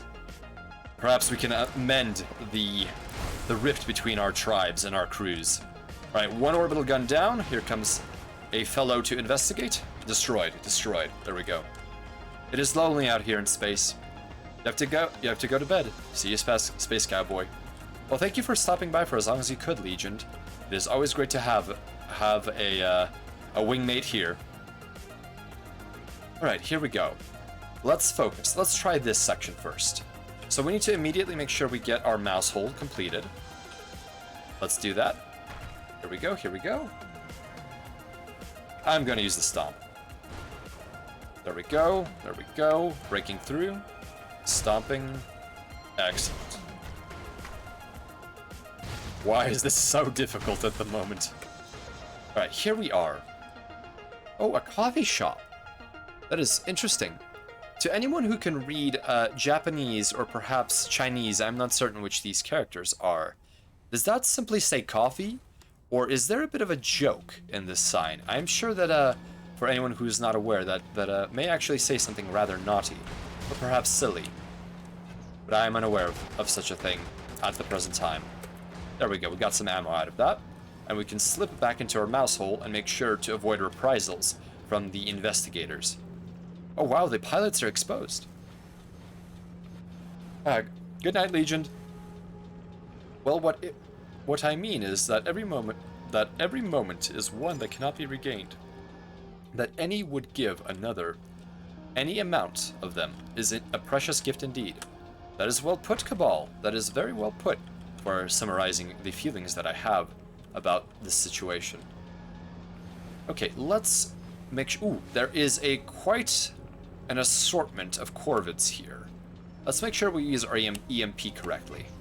EMP away, and let's begin our movement. Right, we have them. One of the unpleasant things, of course, is that during the day we cannot see as readily which specific enemies are disabled and which are not. We are getting too cocky. Oh, and there are spotters. We have to be very careful. Let's go back to the safety of our mouse hole here. We don't have a lot of shields. We did take some damage, but we must let the enemy cool down right now. It's Japanese characters, but I don't know what it translates to. Well, thank you for trying. I will definitely have to take a screenshot of that and save it for... ask for someone to translate that. I think that might have been the screenshot button, but I will have to try again. Alright, let's see here. We will move forward, and make sure that the spotters don't catch us. Let's investigate this zone right here. We have a bit of coverage. Wingmates, does this... Oh, here comes a suicide bomber. There we go. Suicide bomber is destroyed. One of the red flashlighted yellow coats. Does this somewhat remind you of Kowloon City? At least some of the architecture? Although I will say that this is not nearly dense enough to be Kowloon City. Oh, here comes another Corvid. Destroyed with the 76. Oh, goodness me. Alright, here we go. Let's hide. Oh, we have instigated quite a bit of buzz surrounding our appearance. We need to be very careful here. Please do not spot my Arlo. Yes, that is correct. Isolate yourself. Isolate yourself so that I may destroy you one at a time. And that 76 certainly... ammunition? Certainly attracted the enemy. Right, let's swing around here. Make sure they lose line of sight. The corvettes are none too bright. Oh, spotter, spotter, spotter, spotter, spotter. Oh, at least that spotter gives a bit of shielding. Okay, shields are hanging in there. Shields are hanging in there. Possibly translate into cafe, says Narc 101. The second and third characters are Chinese for tea and shop, respectively. I cannot make out the first. Okay, I'm sorry, I cannot zoom in, unfortunately, but I'm going to hold still for just 1 second, if you would wish to look at it briefly. Yes. Ah, paper bag, that is interesting. Are you aware of how to read Chinese characters? I was not informed that you had such an interesting skill. If, of course, I am interpreting this particular data correctly. Let's see here. Oh, here they are. So, let's... Oh, there are a couple of trucks here. So let's use our EMP in order to stun them. And hopefully we'll be able to rush in and get some overshielding while using the stomp. Oh, we got munitions, but we did get a bit of shielding. Perfect. We can pull away while running and gunning. Excellent. We will use these civilian structures and these playgrounds, where surely there could be no innocents, as cover for our escape. There we go. We have tricked them. The Arlo is fantastic in this respect. Let's use our EMP. Yes. Spacer trickery is what we are doing right now. Betray everyone you can, and trust no one yourself. Excellent. So, our objective is to destroy the orbital guns, but we have certainly spent most of our time destroying corvettes, but that is one way of going about this mission. Damn, it looks Japanese to me. Must be going blind. Well, I couldn't tell you at all. I have the foggiest idea of what it is. Looks like there's a bit of violence in today's transmission. Indeed there is, Daishima. Today we are engaged in Brigador, the mercenary mech, tank, and anti-gravity vehicle combat game. With an isometric perspective. Very fantastic. Yes, Cabal, that is correct. Alright. Let's see here. Oh, what is this right here? Is that a skate park of some sort? I can't quite tell what that is. Oh, there is the shuttle that we are to escape on, but we must destroy the orbital guns before we do anything. Here comes a mech. Okay, the mech has decided that we are on the other side, so let's stay out of their line of sight and use the stomp to destroy them. I do love how... Oh, here comes a suicidal red coat, or a red light. Yellow coat, red light. And here we have a tuk-tuk coming at us. Let us destroy the tuk-tuk with a stomp. And this particular vehicle, with its rather poor maneuverability, is also a ripe... Oh my goodness! We will use our EMP. Oh, that was not a very good EMP. So let's pull back to our mouse hole position and make sure that we await the recharge of our EMP. And in the meantime, I will get some more hydration within myself. Yes. Fantastic.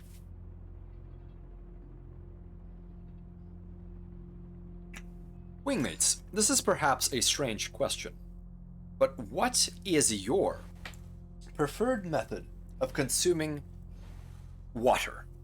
Do you prefer it in a bottle, in a glass, and perhaps straight out of a tap? Maybe in your cupped hands? Maybe with your face inside of a stream? Or something else entirely? And also, what kind of temperatures do you prefer your water at? I very much enjoy a cool water, but perhaps not a cold water. And that is how I tune my simulation. Cool water, and I do enjoy the feeling of drinking out of a bottle. Because there is somewhat of a moderation of sensation. Whereas with a glass, you can simply consume 500 milliliters of water in no time flat. In a bottle, you must savor the experience of water, slowly dribbling down. Let's see here. So, ice cold water in a glass, a cup or a glass, straight out of the pitcher. Oh, Bone Miser! Very interesting. Are you not concerned perhaps about contamination? Probably a glass. I can't be trusted with bottled water. Interesting, Attenborough. What makes you untrustworthy with bottled water? To me, it seems like bottled water is exactly what people use when they cannot be trusted to not spill a glass. Hello, Lurkness says, they have had boxed water. Is it boxed in that the container is, say, for example, a Tetra Pak style container? Or is it that, goodness, I'm having a difficult time describing what boxed water would be like. Is it akin to boxed wine? In a glass with ice, loaded with tons of ice. Mastermind, that is a good taste. That is a good taste. You have a 1-liter canteen. Prefer cold filtered water, but can drink it warm. Very practical. Same. I can be clumsy at times, therefore I use bottled water. Yes, that is also why I use bottled water. Even though I can simply make a spill within my simulation disappear in a matter of moments, I still prefer to avoid that feeling of dough as the media icon of the turn of the millennium Homer Simpson would oftentimes say. Let's see here. It is a really bad habit, but it is what I do.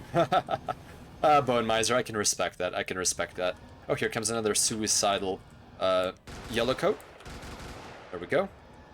Somehow the texture is just slightly different in regards to a glass of water. Oh goodness, where are all these yellow coats coming from? What has spawned them? Yes, there is a difference in texture, I would say, between a glass and a bottle, and it also depends on which kind of bottle you're using, in my opinion. Milk carton style. Oh, interesting, interesting. Is that a expensive water or something something very average, run-of-the-mill? In my analysis of the shopping trends of the 20th and 21st centuries, I have not encountered too many examples of that. It seems to be niche. At least you get your hydration in. Indeed. Ah, goodness. How do wingmates feel about sparkling water? I used to drink a significant amount of simulated sparkling water, but after some time, it did become a little passé, so I do not do it. Oh, goodness, I used that EMP at the wrong time. But we did get a bit of shielding out of it. So where... Oh, suicidal redcoat. And here I think is another one. Alright, we have to be very careful. There are many civilians here, among which of them lurk suicide bombers. Very dangerous. Ah, you never got into sparkling water yourself. Yes, it is, let's break line of sight. Let's use EMP. We got that spotter. Good. Alright, we need to pull back. I'm sorry that I'm being very slow about this, but this level is not easy and I am low on shields. So I'm being very, very cautious right now with how I approach this. Alright, here we go, here we go. Yeah, it was pretty high-end. Oh, interesting, interesting. Is the flavor... Oh! Is the flavor different for this particular type of high-end water? I know sometimes we go to great lengths in order to obtain water that has different concentrations of different minerals, and perhaps gases at times. And that is sort of supplying the water with that mixture already in it is quite an industry. Or at least was quite an industry in historical Terran culture. I greatly enjoy sparkling water to a great deal, but no matter the beverage, I always drink a lot of normal water. That is probably a good call, Cabal. Alright, 1 second, please. I've seen carton waters before, and what I've learned, carton water can be expensive or cheap, depending on where you live in the world. Interesting, Lion Chops, interesting. Thank you for that clarification that it is quite difficult to know how much it does cost. Patience shall be rewarded. I'm hoping that is the case. Ah, here comes another suicidal yellow coat. Oh goodness, this house is in disrepair. Ah, here's another orbital gun and a captain. Let us be very cautious here. Let's disable the captain. Let's see what we can do. Oh my goodness. Nope.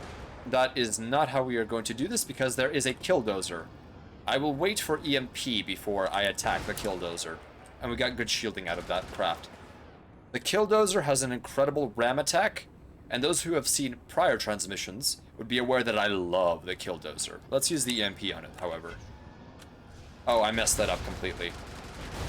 Let's stomp its rear, where its armor is weakest. And we got some shielding out of that. Fantastic. We are in fact in overshield now. Phew, that was close, indeed. I don't know, it tasted like water. Okay, okay. I can absolutely respect that. Water is water, and you do not have to be a connoisseur about it. Sometimes it is easy to get obsessed with something and realize that it is not as valuable to everyone else as you may think it is. And at the same time, it may actually be as important to someone else that you were not aware about. So, I suppose it's a mixed bag at times. But regardless, enjoy what you enjoy. Alright, so we need to be careful because there is a super heavy at that orbital gun. This is a very large map. And it is going to take me a little bit of time in order to make sure that I do not undermine myself, because even that beginning section is a challenge. Here comes the EMP. Let's backstab this super heavy. Alright, perfect. We got a load of shields there.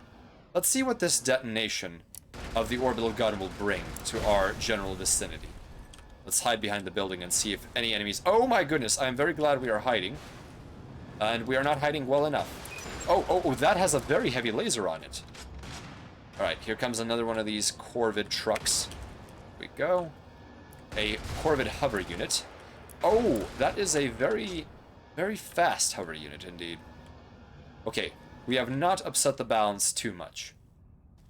We are actually complete with that particular tower, but I do not... Oh, another one of these suicide bombers. My goodness. Let's see here. Mr. Incredible. Water is water. Yes, that is a pretty good movie and has quite a few good lessons and attitudes you can take from it.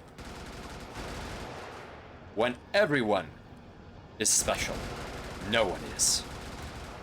No.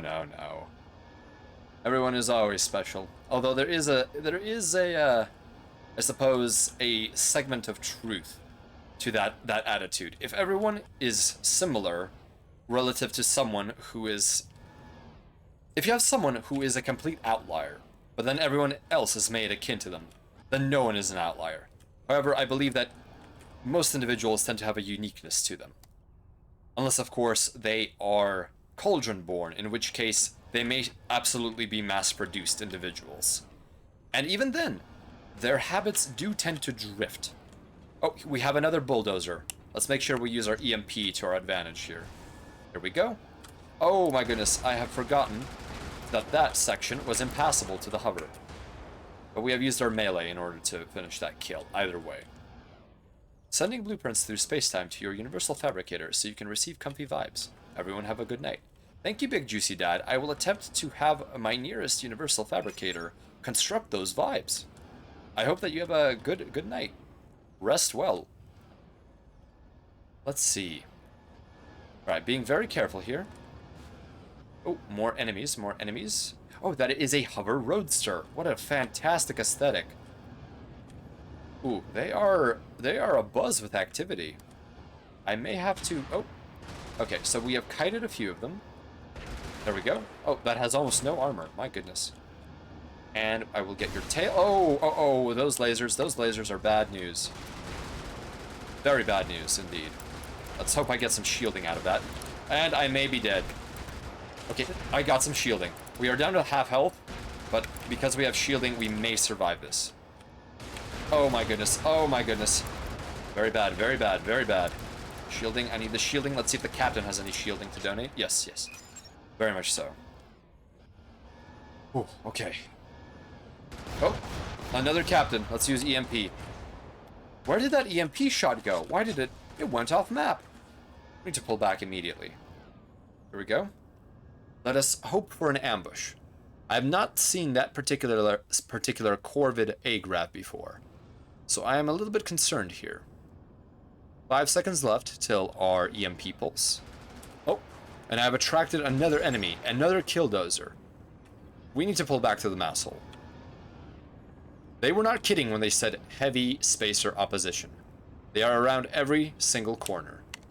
All right, let's try our EMP pulse. Go around to the back. There we go. We've destroyed the killdozer. Oh, goodness. The behavioral deviation of even the Cauldron-born supposes there is an unquantifiable quality to sentience, the soul. Well, Pig D6, while perhaps I would not say that...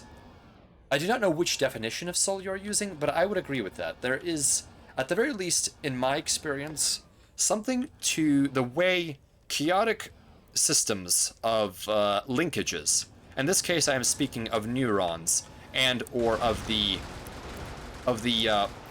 plastic neural material. And by plastic, I mean malleable in the sense of, how should I put it? In the sense of adaptable material used by certain electronic intelligences. I think that that chaos inherently brings that soul to beings. And I don't know how else to quantify it. I think it is a very difficult discussion, especially when your view of life has perhaps been different than that of others. And many will have their own ways of defining soul. Some may say it is when something is simply alive. Some may say otherwise. It is not an easy question to answer, I think. All right, here we go. And we were attempting... Oh, that particular hover has such low armor that even a 8mm machine gun destroys it with one shot to the rear. So wingmates, this may not be the cheeriest topic, but what are some of your thoughts on the idea of soul? I do not know, and if I am right or if I am wrong, that is simply what I think to myself when I am alone with no transmissions and no incoming data. I tend to think the sign of having a soul is to question whether you have one. Oh, that's a very interesting way of putting it, Cabal. Oh, so those characters are Japanese for cafe. The first kanji is traditional Chinese for eat. Oh, very interesting. Thank you, Paper Bag. Thank you for the translation. So it is not some kind of lewd joke tucked away. Wow, there are so many of them here. What is going on? And that is one of those laser hovers. Let's use our EMP to make sure that we are not damaged by it. This map is simply crawling with them. Why is it crawling with them? This is endless. Endless amounts of corvids. Oh my goodness. The suicide bomber is somehow the biggest threat. Look at them go, look at them go. They do not care about traffic laws at all. Well, neither do I. There we go. Another suicide bomber. Blast it. Even though he blasted me. There we go. Got some shields out of that. Excellent. Here comes another shield craft. 2 of them. Let's use our EMP grenade. We got at least 1 of them. Perfect. Here we go. Here we go. Circling around to strafe. There we are. Hard for some cultures to understand it. A quick example is no when someone puts soul into their work, regardless of objectivity. I think that is another excellent way of looking at it, Headless. I think that if you may not call it that, many of us who see art or media or just other people can tell when the soul is present. And we're using soul in a sort of a what's the term here? A word used for the sake of argument. Our definitions may vary, but for lack of a better term, it is being used right now. Let's see here. Looks like Japan won the cultural race in Solo Nobre. Well, there seem to be a number of different cultures mixed into the culture of Solo Nobre, but perhaps the Portuguese-speaking culture is dominant. Oh my goodness, more of them, more of them! I don't know if anyone has played this particular level, but this is something else. This is endless. They just won't stop attacking. Do they have a spawn? I do not think they do. That would be most unwelcome. There we go. We'll get this. Oh my goodness. I've used so much ammunition already. Oh, here we go, here we go. Oh, wow. They must be spawning. Something of that nature must be occurring. I have no other explanation for the sheer quantities of these. At least you're thinning them out. I certainly hope I am. I could simply be wasting munitions. There we go. I do not wish to run out of ammo prematurely. Okay, well at least only the... I missed with my EMP. I let go too soon. Yes, some of the later missions are like this. Attrition becomes a major issue. Thank you for the clarification, Corpse. This is definitely, I am surprised how much effort this is taking! Oh my goodness. Alright, this one is vulnerable, so I will machine gun the aft end of this particular A-grab. I almost had him, almost had him. but the trash got in my way. Here we go. Oh my goodness. Oh, that was risky. But at least we are still at the same amount of hull that we had before. But was not for the Arlo's speed, I would be in deep trouble. Okay, so it appears we have cleared out this section. And we now know where an ammo depot for our primary munitions is. So here is the shuttle that we will escape on once we destroy the remaining orbital guns. So here in this mausoleum, we see that there is another ammo depot that we should be using. Okay, here comes a... Well, that was a Corvid. Along came a Corvid. And then there were none. I'm really mixing my literary references here. Right, that tuk-tuk has an interesting weapons platform on it. Simply machine gun it. There we go. Ooh, a tuk-tuk providing shields. What a blessed day. Okay, using the mausoleum as cover. Here we go. The soul, in that case, is the amount of effort, care, and emotion utilized in the expression, utilized for expression more than marketing. For marketing, an expression can be manipulated to be more profitable, but when sold, the expression can often be as well received for any number of reasons. I think that is also a very interesting way of putting it, Cabal. I think there's a lot of nuance that could be pulled from that. That was not a weapons platform. It was a bundle of explosives. Whoops. So they are suicide tuk-tuks. Thank you for letting me know. I certainly may have considered ramming a tuk-tuk simply to save ammo, but I'm glad I did not do that. Oh, it's one of those. I may be dead. I may be dead. All right, let's keep shooting, keep running, keep shooting, keep running, keep shooting, keep running, keep shooting. Dodge and weave, keep shooting. Where's that EMP? Okay, we are down to 81 shields. At least we didn't lose hull. Okay, here we go. There's some ammo. That Killdozer has reawakened. All right, let's hope we can get all of these with one good EMP. Let's hope we can do that. Let's hope we can do that. Perfect. Oh, what a blessed blast of EMP. There we go. There we go. 150 hard shield. No, no, no. Keep your laser away from me. Only I am allowed to use that as a protagonist. You are not allowed to use hit scan weapons if you are not the protagonist. Simply because the chain gunner is the worst enemy in Doom, and that is a lot of enemies. Okay, we need to pull back. We just separate our enemies and we need to pull back. Also, I wonder if it is actually physically possible to destroy the tug. I think it is, and that would be a mission failure. Master Tactician. See, that was close. It indeed was close. Okay, let's be very careful here. There's a treehouse, hammering away with very heavy autocannon fire. So there may be a treehouse immediately behind it. So let's see what this treehouse does, because it is aware of our presence, but the earlier ones are not. So let's activate our EMP grenade and rush in to the aft, to the flank. Ah, goodness, it is awake, it is awake, it is active, and we may die. We are down to 27 and 96 shield. Not very good. That was a mistake. I should have simply run away after it had begun to come online again. Ultra Heavies seem to very quickly respond to EMP.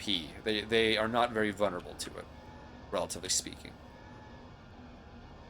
I would imagine that is the case in their terminology, or in their, what is the word? In their particular hidden data. All games have some sort of hidden data about units that is not visible to the player, and that may be such a case. Okay, something exploded there. That might have been an old carcass of a vehicle. Oh, here comes another one of these hover grabs. There we go. We destroyed it before it could use its hit scan weapon. And another one of them. Please, go to this main thoroughfare. Oh, and an explosive tuk-tuk. Make sure it does not reach us. There we go, and let's pick up the shielding. Excellent. Let's keep moving. Oh. Oh my goodness.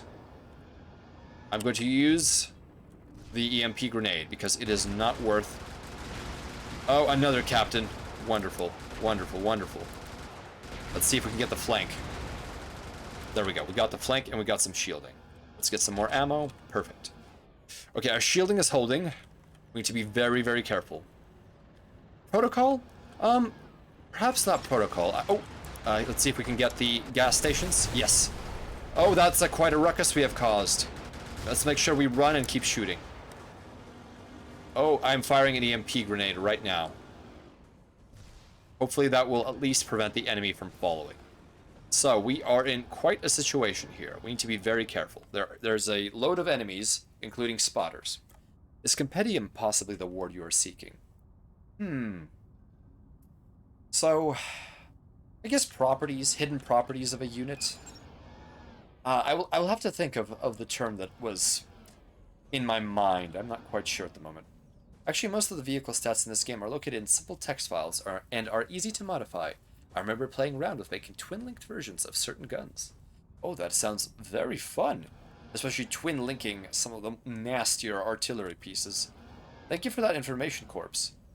I have not taken a look at all of the statistics, but I've only really looked at the diamonds presented in the general overlay.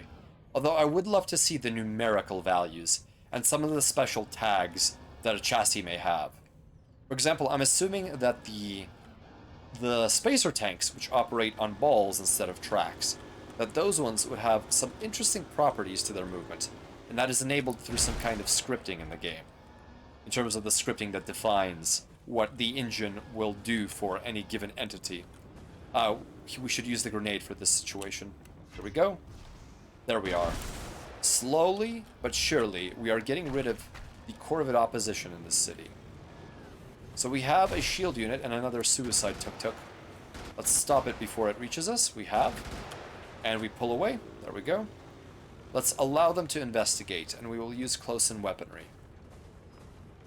You can also make those massive spacer tanks playable, but the weapon loadouts do not work properly. Oh, here we go. I need to pull back.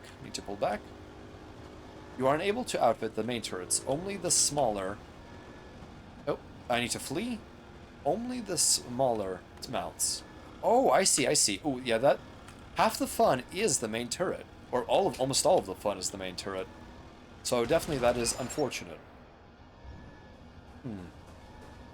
Oh. This may be silly, but I think I just realized any unit that is suicidal will have a red glow in front of it. Any unit that is not will have the typical blue. Oh goodness, he's got an alert. Damn it. This is a problem. I was so close. Well, let's see what the alert brings. It will not bring any good, though. I am quite sure of that. And all of these security walls. Blast it. Oh my, oh my. That sounds like a fun experiment to play around with, Miss Corpse. Indeed it does. I may have to take a look at some of the game engine files. That little tuk-tuk that tried. Yes. Oh, good. So that is what the red lights are. Excellent. I'm gonna have to make mouse holes everywhere I go now. Ugh. This is indeed a very challenging level. I'm quite impressed with the design of D4. Here's Great Leader's statue. Oh, here they come. Alright, well, let's see what we can do. So our mobility is going to be significantly hampered thanks to all of these security walls. Ah! Well, those enemies are now aware of our presence. Oh my goodness, I am in deep trouble. We will need EMP to handle this. Okay, here we go. 5 seconds till we get EMP. Oh! This is bad. This is very bad. Alright, I will disable these units. Here we go, let's try that. EMP away. One at a time. The more safely we can kill these units, the more likely we are to obtain some shielding for our very damaged hull. Alright, there is the facing of the enemy. There we go. Only ammo, but ammo is good enough. Oh, those are oil derricks. They very much look like the ones in Red Alert 2. Very good game. Oh. Alright, here we have an explosive tuk-tuk. Let's see if we can EMP both of these. We have. Let's use rear attacks and our stun. No shielding. This is very irritating. Ooh, goodness me. Alright, here we go. Being very careful. Very, very careful. Let's actually cut some more holes in the walls. I think that is prudent in our situation. Escape routes are what have allowed us to survive thus far, and having none of them available to us will be our demise. So let's make sure all the way back to the beginning there aren't too many security walls. So this one we avoided no matter what. There's a mouse hole we breached already, and this complex is the last destination.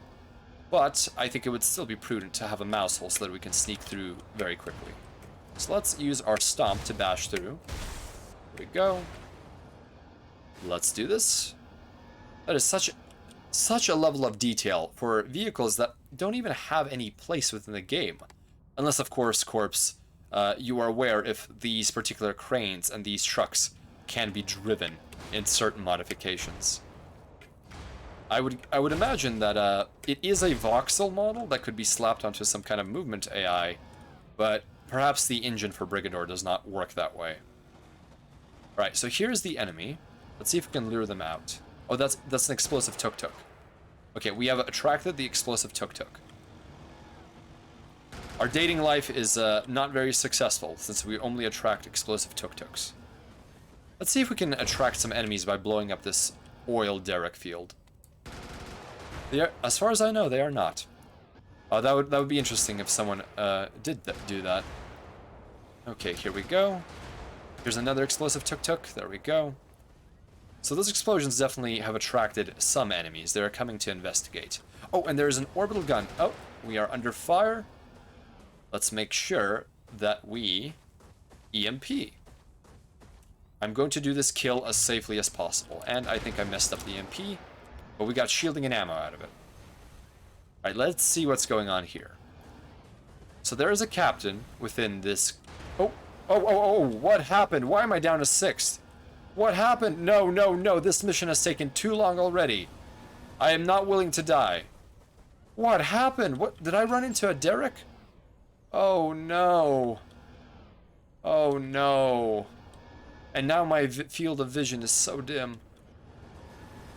Oh goodness me. Oh no.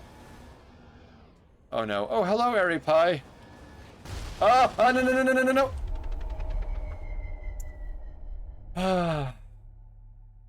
It's almost as if the game is asking me, do I accept my my issues? I think I accept them. That was unfortunate indeed. Do I simply accept that this is difficult and go with the can more?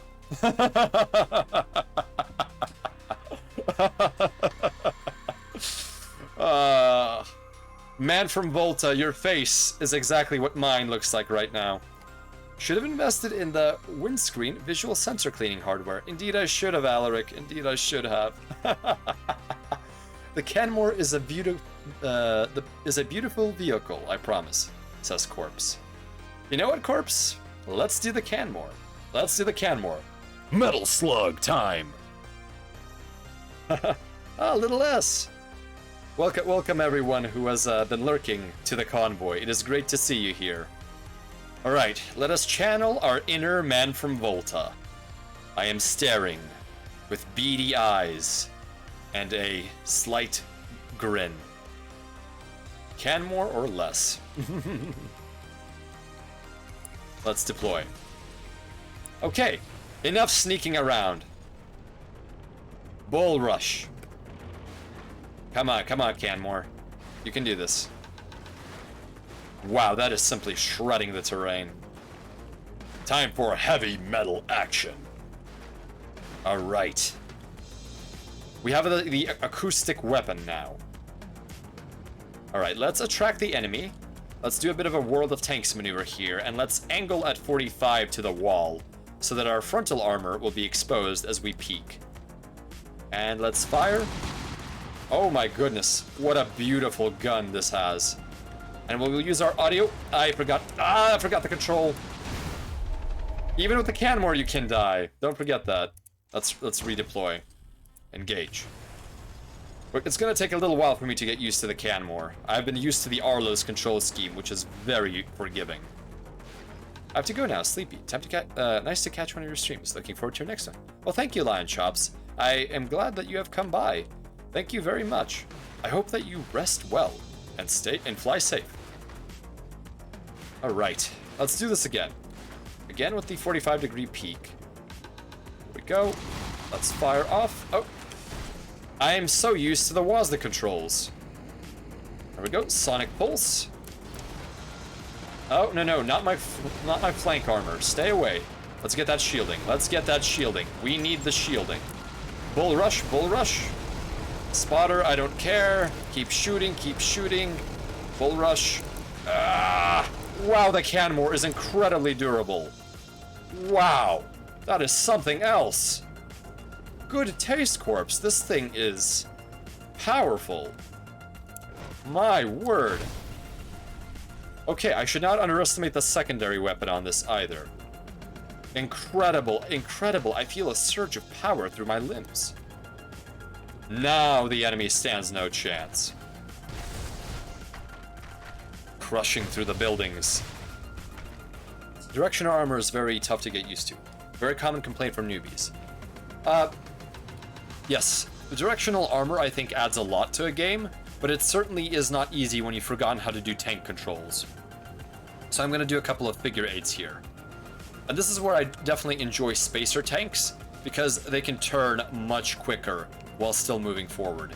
Whereas with all of the Loyalist and Corvid vehicles, you really do turn fastest, at least from my perception, when you are at a standstill. However, that literally may be perception. I have actually not looked at the statistics, but it is my guess that the turn rate is somewhat affected by velocity. I do need to look at that. Okay, let's be careful here. Let's go this direction. Alright, moving forward. Going through the apartment complexes. Here we go, here we go. So now we have our audio kinetic pulse, which we can use for crowd control. So let's angle ourselves for the peekaboo maneuver. Oh, that was another civilian bomber. Damn it. Hi guys, I'm here. Oh. Oh, they're having a bit of a problem right now. I have certainly upset them, to say the least. Let's try the audio kinetic pulse now. There we go. Oh, spotter. There we go. Alright, oh, spotter, spotter, spotter. The rapid fire of the weapons, on the Canmore is certainly very potent. Alright, let's get that shielding. Here we go, here we go. Captain will not get us. Let's do a bull rush to get out of line of sight. Oh my goodness, how are we tanking all of this fire? But we are, of course, obtaining quite a significant amount of shielding, and we are about to go down, unfortunately, because we are out of ammo. Right, so we need to be very careful about how we do this. Tracked vehicles should turn fastest while standing still. No idea about the gameplay. Indeed they should, simply because you can spin both tracks in opposite directions, as opposed to simply braking one.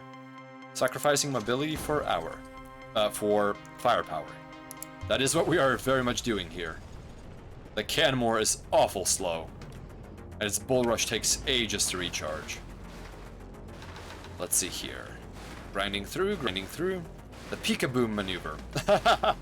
I like that phrasing. Okay, so let's try this again. Let's do a peekaboo, and we will now make sure that we remember to use our audio kinetic pulse. There we go, pull away. Hopefully the enemy will enter that location. Audio kinetic pulse has gotten rid of a lot of them. And let's ram into these. Ah, come on, keep shooting, keep shooting, keep shooting. There we go. There we go. I need ammo. I absolutely require munitions. There we go. Let's keep shooting. We need to be very careful to squeeze the trigger, but not too much. Oh. You know, I thought the Canmore would be an artillery vehicle, but it most certainly isn't. Oh my goodness, my hull is already damaged. This does not bode well for us. Oh my, oh my. Here we go, here we go. Crushing through. The Canmore is a durable vehicle, and the Koning you have for a main gun is an amazing weapon. But remember, it is not an ultra-class vehicle, so you still have to be careful. Indeed, Corpse, I had assumed that it was tougher than it was, and I have paid for it dearly. Good controlled bursts. Yes, we must do that. Thank you for the tip, Corpse. I will now endeavor to be a little less hasty with my operation of the Canmore. So I think here, we'll sneak in and use the audio kinetic burst. If I can actually maneuver properly. Alright, I'm gonna get close and use the AK burst. That did a good job. Right, let's make sure we are facing forward. And let's destroy, let's destroy. Let's pick up that ammo. Let's pick up ammo. Crush, there we go. Rotate towards the enemy. Rotate towards the enemy. There we go, they are coming. And we need to pull away. Oh my goodness, bull rush away from this position. Alright, we need to make sure we hide. We need to make sure we hide. Hide. We need to have a... Oh! And the panic walls have activated, and I have triggered even more enemies. Oh my goodness! Oh, that is insane! That is absolutely insane! I am simply soaking in shielding and shooting, and I have no idea what's going on. Oh my word. Oh, this is so overwhelming. I need that shielding. Oh, I was so close. I almost got that shielding. So much for good controlled bursts. Wow. Okay, I like the can more, but I'm slowly getting used to it. I have spent too much time on the Arlo, where mobility was almost a given. Alright, let's drill through again. Alright, we must be careful. Let's try that again. You know what? I'm going to attract the enemy. Let's see here. There we go. Let's use the coning. Come on. Okay, well, the enemy is interested, regardless. And... AK pulse. Ooh, come on. Let's get that shielding. Let's get that shielding and that ammo. Yes. We have already taken hull damage. Not a good sign. Not a good way to start it off. Oh, thank you. I am doing my best to acclimate to this vehicle. Alright, here we go. Keep blasting them. Let's bull rush and get some ammo and some shielding. And then we will get more shielding thanks to that vehicle. And let's crush through. Pull back. Pull back and pull away. Here we go. Okay. Use the coning. Oh, a spotter. And there we go. We got some ammo. The coning is very hungry. That I will note. Let's get some ammo. Let's get some shielding. No. And I ran into a bloody gas station of all things. Let's not give up, though. We may be able to obtain enough shielding if we are simply careful. Although that is me simply attempting to be confident. You know what? I have been always taking this particular path. Let's try approaching the map from a different direction. This may be a little bit easier. Grind on through. Crush. Let's go through this security checkpoint. Here we go. I do love that these heavier vehicles mouse hole so much more readily. Ah, come on. Oh my goodness, that's a lot of walkers, but we are picking up a bit of shielding. And they have awakened. Let's use the audio kinetic pulse. Let's pick up shielding. Let's get that ammo. Come on. Stay intact, buddy. No alarms, no witnesses. Is our AK pulse charged? Yes, it is. That didn't do much. Oh, come on, keep shooting. Keep the alerts off. Need to get away from that explosive building. Here we go, more shielding. Keep getting the shielding. Keep going for the shielding. The coning is out of ammo and we are dead. Oh, that moment, a most inconvenient store. Yes, an inconvenience store. Good one, Raven. Oh, okay. This is reminding me of the last level of Brigador proper, the original campaign. I do not know how many times I restarted that, but it certainly was affecting my psyche at that point. But my neural connection will remain strong. I can do this. All right. Oh, okay. Maybe I'll try going around this. Oh, bad idea. Well, at least the spotter has left. Come here, spotter. And they are aware of me, but they are aware of the sound blast this way, and hopefully their pathfinding will do this. Yes, there we go. Got that one isolated, blasted him apart. Let's use the AK pulse. There we go. Let's get that shielding. Let's get that ammo. Get more shielding. Okay, our hull is hanging in there. All right, reload. Fantastic. Okay, Let's try the left-hand side approach, or the right-hand side approach, goodness. But it would be our pilot's current left-hand side, so it's, I suppose, accurate to both. Alright, here we are, ramming through. And once again, we will encounter all of these blasted corvids. There we go. I need those munitions. The Koning is too thirsty. Alright, I will let them come to me. Let's use the Koning. Come around the wall, come around the wall. One at a time, one at a time, one at a time. One at a time. One at a time. Oh my goodness. Oh boy. Oh, this is bad. This is very bad. Shielding is low. Oh, no. Oof. This mission is something else, I will say that. Okay, munitions. And there was a bit of stop spotting me! Stop it. There was a bit of shielding that we picked up. Only thanks to the Canmore's hull are we holding this. Port side approach, yes. There is no red port left, is for some reason the phrase I use to remember where on a traditional aircraft arrangement of red and green lights, that where port is. Port is left. What is here? There's an orbital gun in this direction. It may be. Oh my, is that an ultra-heavy mech? I don't think I want to deal with that. I think I'm gonna avoid that. Alright, let's see what's around here. That reminds me of another phrase. Oh, well, let me recall it right now. Armed corpses divide bridges. Regularly battling communist platypuses. And that is a way of remembering the organizational structure of, at least for the historical United States military of the 20th century. With armies, the corps following it down. Let's see, armed corpses divide. Divisions, bridges, brigades, regularly regiment, regularly battling battalion, communist company, and platypuses for platoon.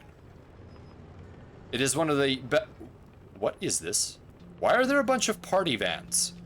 I'm going to assume that this is some kind of horrific trigger event that unleashes party vans when this mission is close to completion.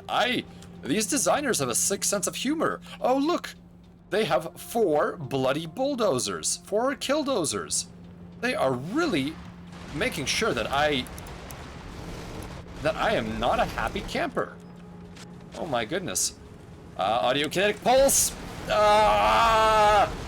Screaming helps. Screaming helps. Oh my goodness, I need shielding. Please give me shielding. Give me your shielding. Okay, come on. Come on, give me the shielding. Give me the shielding. Stupid spotters. Come on. No explosive tuk-tuks. And we are out of Koning ammo. I need to pick up ammo. I need to bull rush out of here. Shoot. Keep shooting. Audio kinetic pulse. Give me some of that shielding. Yes, a shield vehicle, please. Let's get another shield vehicle. Bull rush. Audio kinetic. Ammo. And an alarm has come up. Wonderful. That is exactly what I didn't want. Alright, can I pick up that ammo before it's too late? Before my kingdom comes? Oh, no. Stay away from me, you blasted suicidal tuk-tuk. Come on. Okay. We have overshields, in fact. There's another spotter. I don't care. I need to pull away. I need to recuperate very quickly. Screaming helps. Indeed it does, Airy Pie. In fact, I may scream more than many other players, but it does get me into the zone, as one would say. Let's destroy these power plants, even though there is really nothing that I think this would provide at this point. Here we go. Let's crush them. Why not? Let's get the substations. Here they come. More enemies. Audio kinetic pulse. I always forget about the audio kinetic pulse, which recharges incredibly quickly. Come on, AK pulse. Yes. Ooh. Oh, no. Enemy. Another killdozer. Let's flank it. No need to flank. Did it have shields? Yes, it did. Okay. We are running low on Koning ammo. I need to be very careful with that. In this rare case, facing our enemy head-on is the best case. Thank you for the vote of confidence, Aripai. I really do appreciate it. Alright, let's bash through these power plants. Here we go, here we go. Substation's going down. I do not know if this will help, but it will give us more money if we manage to survive this particular level. Yes, going head on definitely means we get more ammo. Yes! Ah, no. Stay away. Stay away. That bloody bomber. They actually do quite a bit of damage. Okay. Here comes a little mech. Nothing. Unfortunate. Bash those walls like the Kool-Aid Man. Ooh, yeah! I think that's what the Kool-Aid Man does sound like.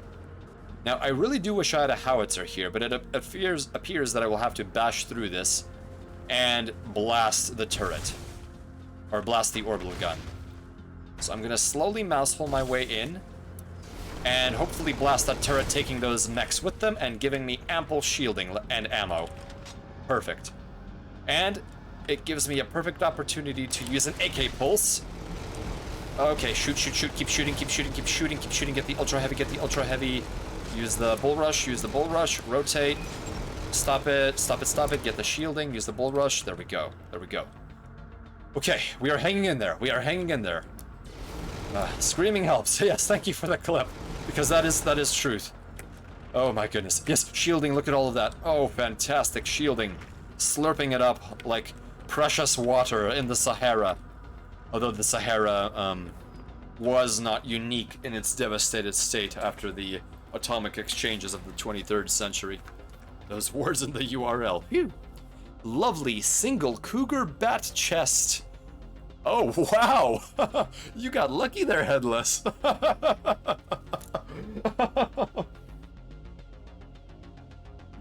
Ah, goodness me.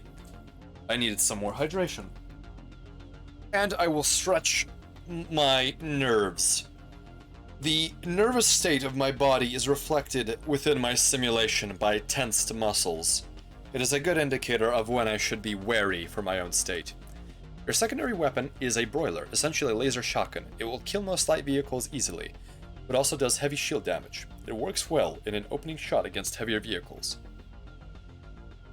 Thank you for thinking for me, Corpse, because I have been somewhat panicking and simply squeezing both triggers in this situation, and it has been somewhat of a problem. But yes, I have noticed that the laser shotgun, the broiler as you have said, is significantly more effective in some sense. But so is the Koning, simply because of its absolutely massive volume of fire. Let's see, so I've taken down how many? Let's see, how many of them do I have left? I believe I have... Oh, no. The Koning ammo is somehow more precious than the laser ammo, simply due to the rate of fire. I may have noticed that, yes.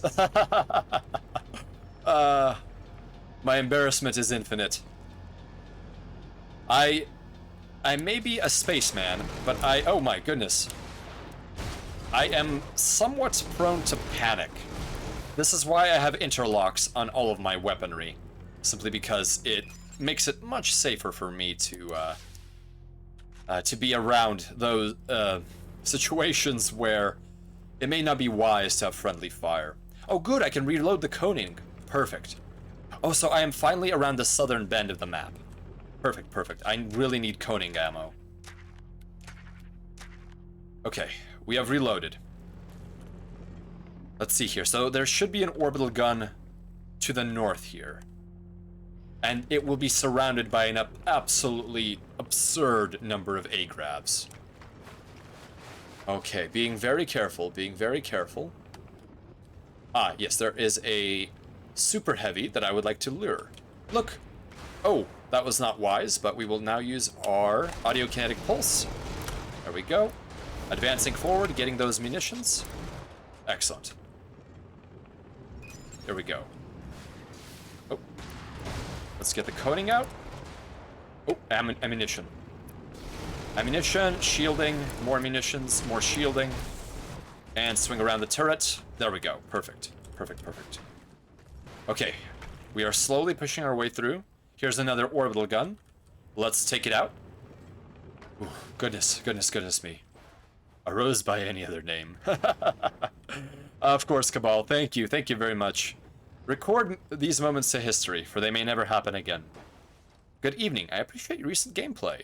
I assume you're familiar with gameplay of the Master of Orion series. Inferno 1289. I am vaguely familiar with Master of Orion. No. You do not get my aft armor.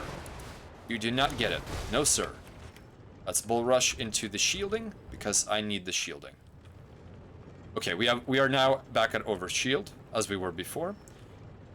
I am familiar of some of the gameplay conceits of Master of Orion, but I cannot claim to be an expert in it. Not at all. Here we go. Audio Kinetic Pulse does its job, and these blasted, broiler-equipped hovercraft. Okay, I need to advance because all of the ammo and all of the shielding is there. Just keep circling it around, keep getting the shielding. Yes, keep getting the ammo. I kept pulling the trigger a little too far there. And let's use the broiler on the shielded vehicle. And finish off with the Koning.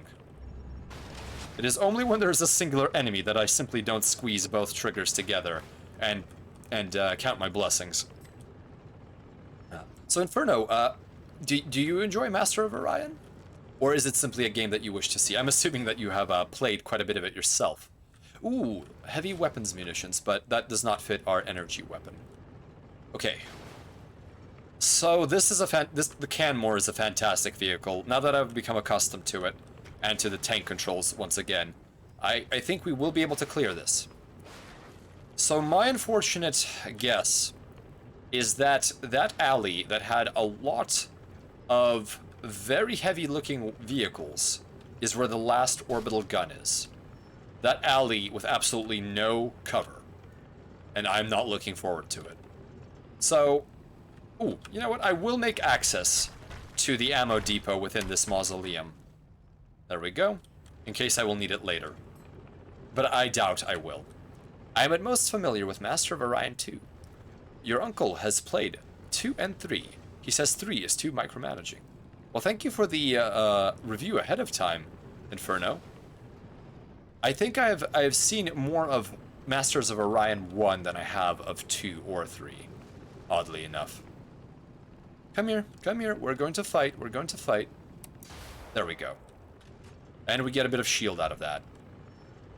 My goodness, this was such a beautiful little shopping mall. Or perhaps, I wonder what this structure is. It is too narrow to be some kind of cargo depot, but it also has this interesting boardwalk structure. And it is, of course, not handicap accessible, as you can see. There is not a single ramp in sight. I think Solenobrians need to enact some legislation for that. And remember that group of party vans. Oh yes, Corpse, I am quite terrified of this group of party vans. But I'm going to guess this is a triggered event, which will cause me no end of pain, simply because these walls are impenetrable. I do not look forward to that. That will be quite terrifying. Oh, and there is something else blocked off, so let's go down that alley to our doom. We ride bravely.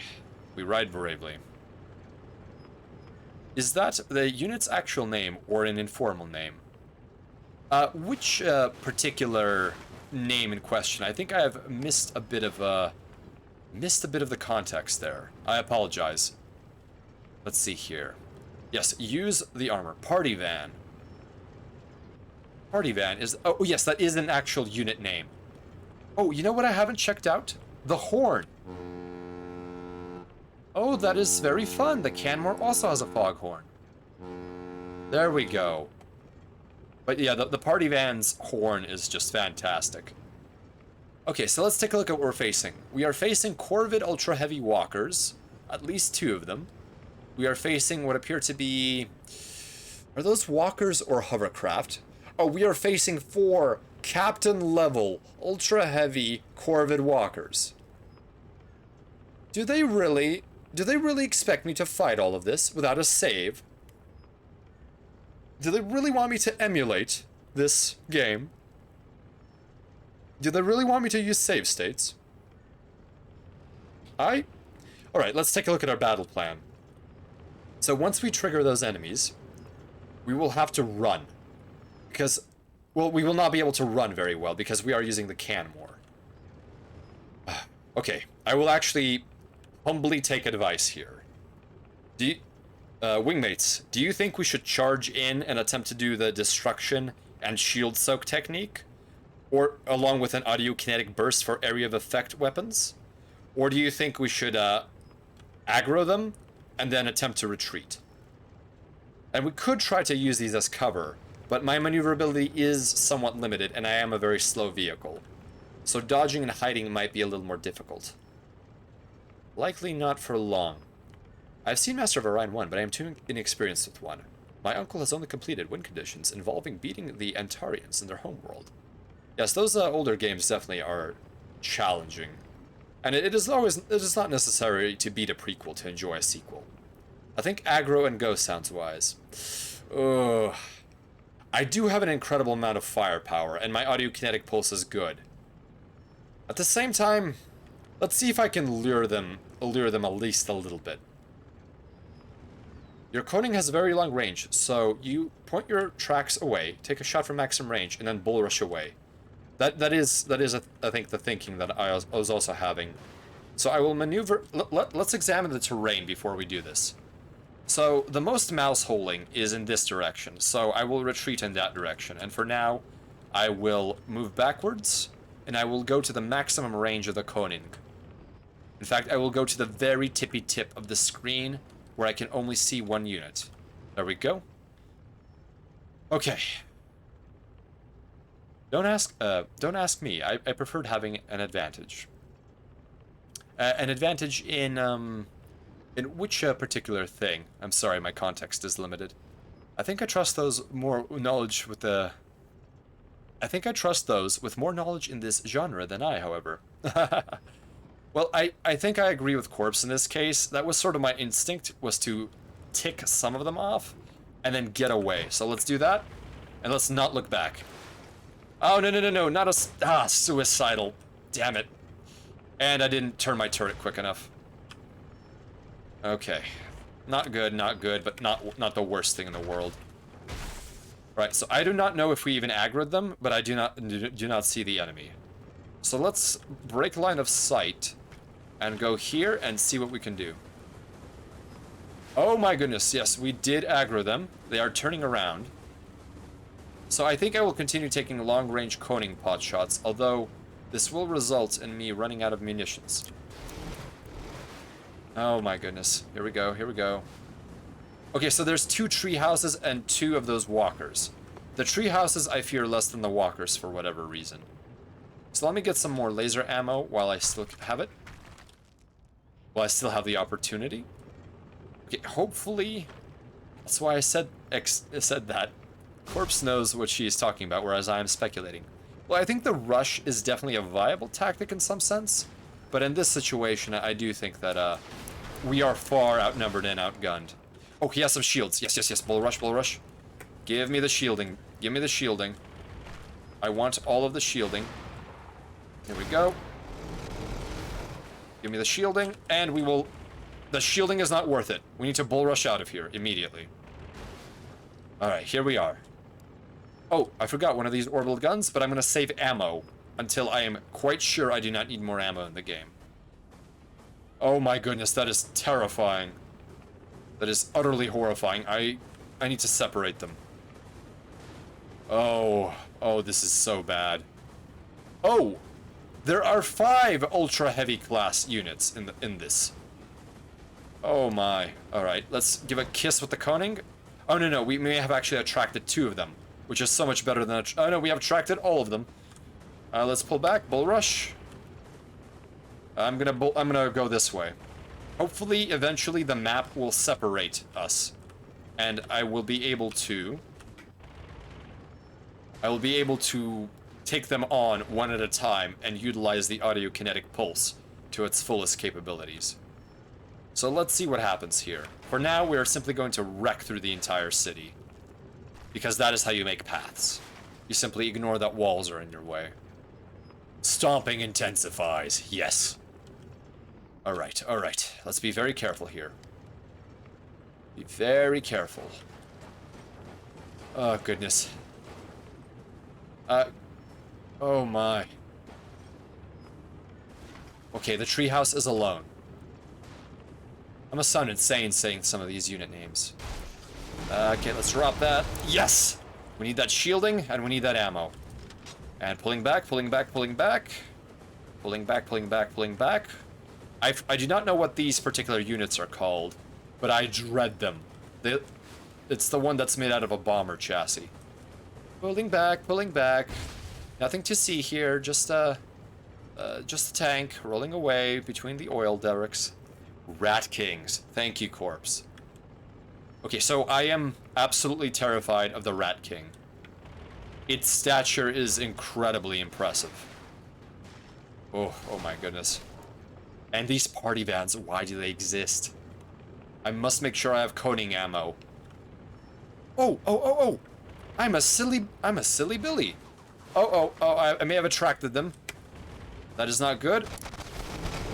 Come on, keep shooting. Yes, one of them down. And I can use my AK pulse here. In the flank. Yes. Whew. Okay, goodness. Now we can proceed to destroy these with an AK pulse, because I do not care. I'm not taking a risk with these small... And there was a tree. Oh my goodness. How many were there? How many were there? Okay, there we go. We break line of sight. And I'm sure there is an enemy nearby. We are out of shielding. We will have to ambush if there is another super heavy somewhere here. I did not realize there was about 10 super heavies guarding that last orbital gun. These designers are absolutely cruel. Okay, is there another super heavy wandering through this city? Perhaps I could leech off of their shields. Okay, let's see. Yes, that was a withering barrage. Let's see here. Okay. I am so concerned, wingmates. My life support system is giving me warnings. Let's reload the coning while we're still alive. I do not recommend exposing your weak point. Yes. The only time I expose my weak point is when I simply do not have the brain power to not do so. And that is when I panic and begin turning around. Thank you, Daishima. I will believe in you that believes in me. Wingmates, provide me with your targeting data. Use your sensors, and I will collate all of that data into a targeting solution.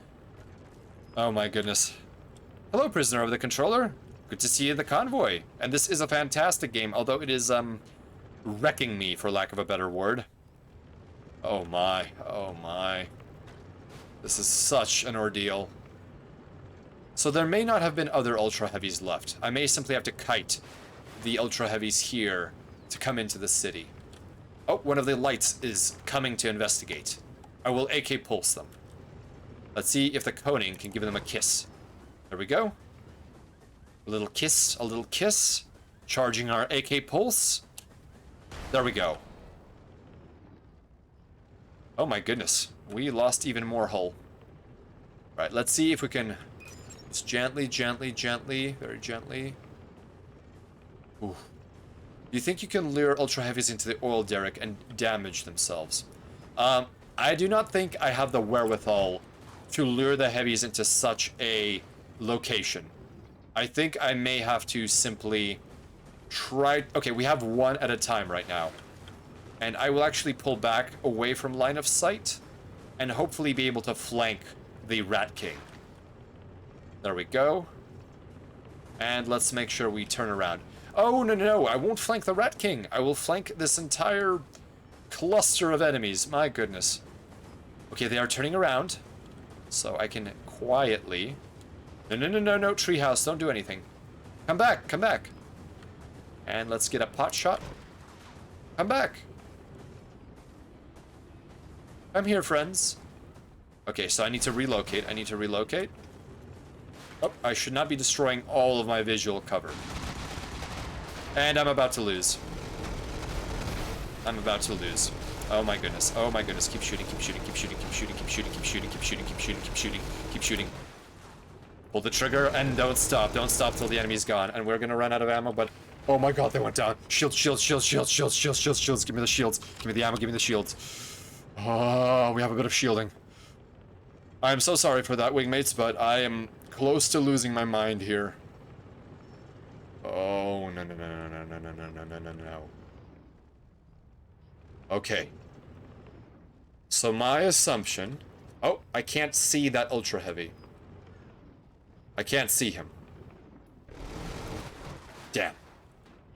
I broke my cover. I shouldn't have done that. Okay.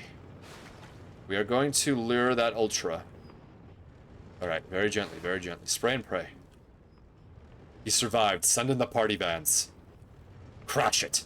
Yes, indeed.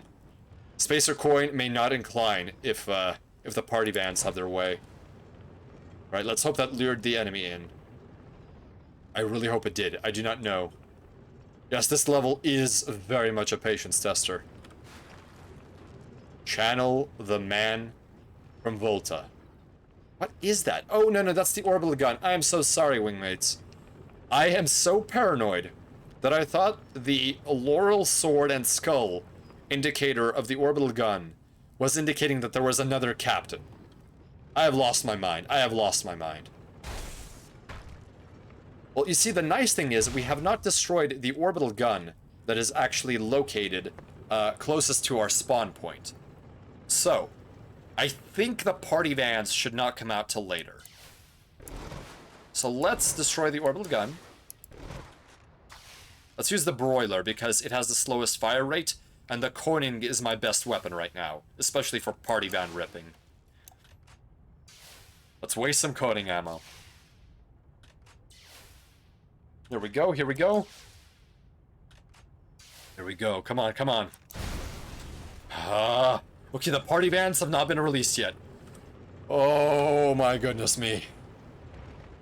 Let's go reload our ammo and hope for the best.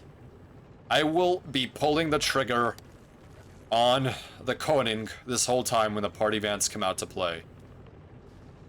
Alright, we need to also go back to the station where the green ammo is. The rapid fire ammunition. Okay, let's watch out for suicide bombers though. And for explosive locations. Just gonna broil some of these. They are hiding terrorists amongst themselves. Oh, is this what a Texas 7 looks like in the day? Well, a soldier on duty never sees a Texas 7 in this condition. Goodness me. Alright, let's get some of that munition. Perfect, perfect. Amogus. Amogus, there is a problem. And that problem is the party vans. Alright. I think we will be able to shred the party vans using the Koning. I really hope so. We have full Koning ammo, and that may be enough. But I am not sure. My confidence is shaken. My knees are weak and exploded. And the spaghetti is spilling from my pockets. Here we go, here we go. Alright. We will have a clear line of fire here. So let's prepare. One more gun, one more gun. Let's run, let's run, let's run. The party vans are coming. Let's run. I do not know which way the party vans will go, but we just need to get to the orbital platform. We just need to get to the orbital platform. We just need to get to the orbital platform. Or to the orbital tug. That's all we care about. We just need to escape. We just need to escape. Everything else is irrelevant. Everything else is irrelevant. And we have done it. Ooh. Oh my goodness. Wingmates, I require one moment for recollection, reflection, and the reestablishment of my neural zen. My mindscape is somewhat out of specifications. Oh. GG it was not, but we did it. Thank you, thank you, thank you everyone. Oh. One thing to keep in mind about these post-game missions is that they were released sometime after the main game. So they were designed for players that had gotten bored with the freelance missions, hence the difficulty. Yes, these certainly have been a challenge, to say the least. So I can see how they are designed for such players. Wow. That was something else. D4 was very challenging. I do not think I have the power within me to continue on to E1 simply because my neural connection is currently showing some static. So I should not push it any further. But my oh my, that was something else. Thank you, Juliana on NRG. Good to see you here. Always, forever, now. Oh, this looks difficult. What kind of pilots will we be using in these future scenarios? Broken Heart, Buckmaster, Pantry Boy. Oh, I've heard of the Pantry Boy, and Joust. Oh, that is a very interesting vehicle. Oh my, oh my. These missions seem to be getting much harder and harder. Oh. At least take a look at the new loadouts available. Yes, let us do that. So, we have the Broken Heart. Pharaoh's Broken Heart is armed with a Bishop 140mm cannon and Pitbull rockets, with a smoke projector for defense. This loadout is a brawler, extremely loud, extremely high single target and area of effect damage. Once the battle starts, it won't end until one side is dead. So this is a Corvid craft. My goodness, that is a big primary mount. I know I have difficulty with low rate of fire weapons, which is why I really enjoy the Koning. Buckmaster. Armbrister's Buckmaster is armed with a Zeus 25mm chain gun and Bonesaw 8mm machine gun, with active camouflage for defense. This loadout is a tactical skirmisher. Tremendous single target damage and range, but has trouble with swarms. Use maneuverability and stealth to corral targets into choke points and avoid getting cornered. Okay, so this reminds me of the Arlo. I think this might be something I want to try out. Simply because it has rapid fire weaponry. Although I don't think I've used the railgun, so I am not sure if it's rapid fire or not. But considering that it only has 12 ammunition for it, it is likely not a rapid fire weapon. I do like stealth though. It is very nice for disengaging. Pantry Boy. Now this is a ride right here. Look at that. It's a monotrack with training wheels. Wow. What a setup. I would not want to be riding that. Cause Pantry Boy is armed with a Crambo 20mm chain gun and Donkey 84mm recoilless rifle with an audiokinetic pulse for defense. This loadout is built for high mobility close combat, excellent short-range damage, and disabling, but with very poor armor and shielding. Yes, that is indeed poor armor and shielding, but I am a fan of the audiokinetic pulse. That is one of my favorite things for destroying heavy vehicles, especially if you can flank them. And we have the Joust, highlighted by Justin. Justin's Joust is armed with a Disco 7MW laser and a Confessor 37mm autocannon with audiokinetic pulse for defense. This loadout is focused on high mobility hit-and-run attacks. The Joust is extremely hard to hit when running at full speed, and the dual turrets can maintain target lock from any angle. Oh, this is a very interesting layout. So it has twin turrets, it is very fast, and it has an audiokinetic pulse. This does seem interesting to me. This does seem interesting. Yes, Pantry Boy is a fantastic name. I would agree with everyone saying that. Pantry Boy seems like a glass cannon, but that is just my speculation, says Narc. Yes, let's take a look at the statistics. So Pantry Boy has 175 armor and 125 hard shield, and a potential of 100 overshield for 67 seconds. Whereas the Joust, let me quickly cycle between them, has less health at 150, has a higher base overshield at 175, but has less, not overshield, hard shield, but has less overshield. So Pantry Boy and Joust are comparable, But this is an A-Grav, which allows you to be somewhat more maneuverable. Although potentially it is slower than Pantry Boy. I haven't used either of them, so I would not know. Now the Buckmaster has pretty good hull, decent hard shields, and decent overshields, which do last a significant amount of time. I do like 8mm machine guns for their ability to keep firing for quite some time, but the railgun I'm not familiar with. And the Broken Heart is very strange to me because it has a very slow-firing main weapon with only 10 shots, and then it has the Pitbull rockets for defense, which I am not very good at using. I'm much better at using autocannons and machine guns. The Buckmaster is apparently named after Brigador's audiobook author. Interesting, Attenborough. Thank you for pointing that out. I think I have the Brigador audiobook lying around somewhere. I simply haven't listened to it. But I think that would be great for understanding this world a bit more. Buckmaster. That is an excellent name. Well, I think in the next mission, I will first try out Joust and Pantry Boy. But that is when I get to them.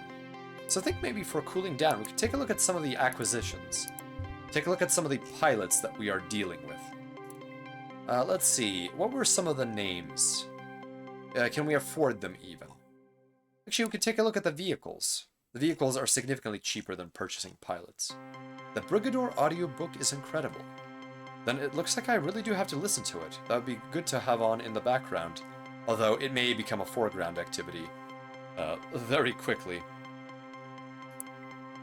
Hoker. Arlo, Joust. Well, let's take a look at what the Joust will entail. Spacer Anti-Grav Joust.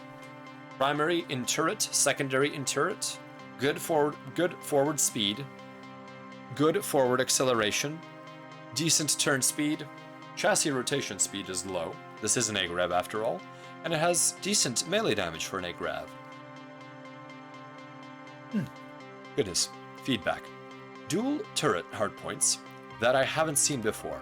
Even Spacers have their hot dog pilots, probably more than their share, most really. Handling an A-Grav at high speed and targeting dual turrets, that's a lot to throw down the pipes of a combat jack. I'll be honest though, never seen the inside of Spacer hardware. Most of us dirt eaters never will. Do they even still use cranial jacks? At any rate, I'd watch out for these. Ruthless in the hands of a skilled pilot, I'm sure. Firepower and finesse. MB. Right, so that is the Joust that we may end up using. Let's take a look at the Pantry Boy. And I think that will be a... where is it? Oh, here's the Buckmaster. Let's take a look. Requisition. Primary mount main, secondary mount small. A pure killing machine. Nearly as heavily armed as a Turo, but much lower profile, built for speed and stealth. Not the most expensive development program, but one of the longest running. Ruthless in elimination of redundancies and aggressively streamlined systems, which is rare in Loyalist design. Drivers love them. The responsiveness is what you'd expect from a light mech, but it's so much more than a fork. Recon battalions can't get enough of them. You pay the price on maintenance though, since it's about as heavy of a stress as you can feasibly put on a fork chassis without going full Corvid on it. I see, so it's using the fork legs and using a much heavier torso. Actually, the Pantry Boy has a nice description. You may consider unlocking it as well. Yes. I was looking for it, but it's simply that I found Buckmaster first. But let's take a look at Pantry Boy, which, speak of the devil and he will appear before your mouse cursor. So let's start requisition. Primary mount, turret. Secondary mount, small. Forward speed, very good. Forward acceleration, average. Max turn speed, very good. Chassis rotation speed, incredibly good. Melee damage, low. Vehicle payout multiplier, 3.0. Let's see here. The Pantry Boy is a modified Troubadour chassis, with the driver pushed forward and lower, for a better view of the road, and the gun mount moved up and back. Better balanced, but with the position of the gun and recoil stability concerns, it gets a turret instead of an auxiliary mount, giving it a full 360-degree field of fire. Pantry Boy riders get razzed for the training wheels, outrigger configuration, but it takes a lot less time to get proficient in riding when compared to the accident-prone Troubadour. There's a story of a Pantry Boy driver taking down a Julius in single combat, but the names change every time I hear it, just like the origin of the name Pantry Boy. MB. Oh, that is an interesting setup. I do like that the pilots of the Pantry Boy are very excitable people. I think I would enjoy riding this machine. A thrill-seeking can be quite rewarding. Let's see here, and the other one that was available, so it was the Pantry Boy, we saw the Joust, yes, we saw all of the 4 options available. Ah yes, it was the Rat King, the Corvid Ultra Heavy Mech. What an absolute beast this thing is. My word. Twin heavy mounts too. Let's see if there's any other descriptions that, for the time being, grab my interest. Let's see here. Maybe one more description. Let's do that. Citadel. Let's see the Citadel. A loyalist tank Citadel. Primary mount, heavy. Secondary mount, turret. Oh, thanks for the transmission, but I think that I'll be entering a low power state. I shall look forward to your next transmission. Thank you, Daishima. I appreciate your time with the convoy. Thank you for coming by, and I hope that you can recharge whatever sort of energy storage system you use. Have a good one. Alright, we'll do one more reading and then we will wrap up. Let's see here. Forward speed, dismal. Forward acceleration, dismal. Max turn speed, dismal. Chassis rotation speed, average. Melee damage, very good. Vehicle payout multiplier, 1.0. Note, ultra class, plus 25% damage resist. So we have faced a number of these loyalist ultra heavies in the campaign. 800 hull, 500 over heavy shield, hard shield, and 200 possible overshield with a good decay duration. Thank you, Daishima. We certainly will. We will wrap up shortly. Every location of strategic value in Solenobre bears the marks of a citadel's heavy treads. It's a mobile fortress and command comm center rolled into a single vehicle. Other planets have kept to huddling their tanks as low to the ground as possible, all old school defilade, fire dogma, etc. They didn't know what they were missing. The Citadel model was one of the early hallmarks of the great leader's reign, and one of the most lasting. These things are terrifying to see in person. Force projection is the name of the game. Failing that brutalizing point defense laser mounted to the forward hull, coupled with heavy armor and shielding, tends to get the point across. Do not cross a Citadel's forward arc. Which we have certainly learned in our experience fighting Citadels. Go into the side arcs, or the flank, or the rear arc, and that is where we will do the most damage. Alright, well, I think that was a fantastic run through Brigador, and hopefully we will be able to complete the game. We still have quite a few scenarios ahead of us, all of E 1 through 5, and I am sure that they will be more and more difficult as time comes. Especially considering here, all of the opposition is heavy. Is this a maze? Is this literally a maze? Scenario E2 Fake Empire? Jalar Petai, Garden Promenade. Oh my word. Of course, I'm very grateful to be streaming. Thank you for coming by. Alright, and once again, Brigador has crashed. I do not think there has been a single time where I've been able to capture it without it crashing afterwards. Okay, here we go. We are in our space station, taking a little bit of R&R. I want to thank everyone for coming by this Brigador stream. I had an excellent time, despite the last mission that we did being quite difficult, to say the least. I am sure that you will see more of my frustrations as these next few scenarios take more and more time, which is what I am assuming. And I may simply stop being as cocky as before and taking the heavy vehicle in order to complete the mission without too much trouble. Although, even with the heavy vehicle, the last one was definitively a challenge. I do not remember how many I counted, but there were at least, I believe, 6 of those ultra-heavy walkers, and perhaps at least 2 to 3 tree houses. So ultra-heavy walkers, and tracked vehicles. Absolutely insane. Absolutely insane. Ugh, me oh my. Well, let us take a look at who we can raid. Our jump drives are currently charging, but we will be ready once the calculations and the capacitors are ready. Let's see here. Yes.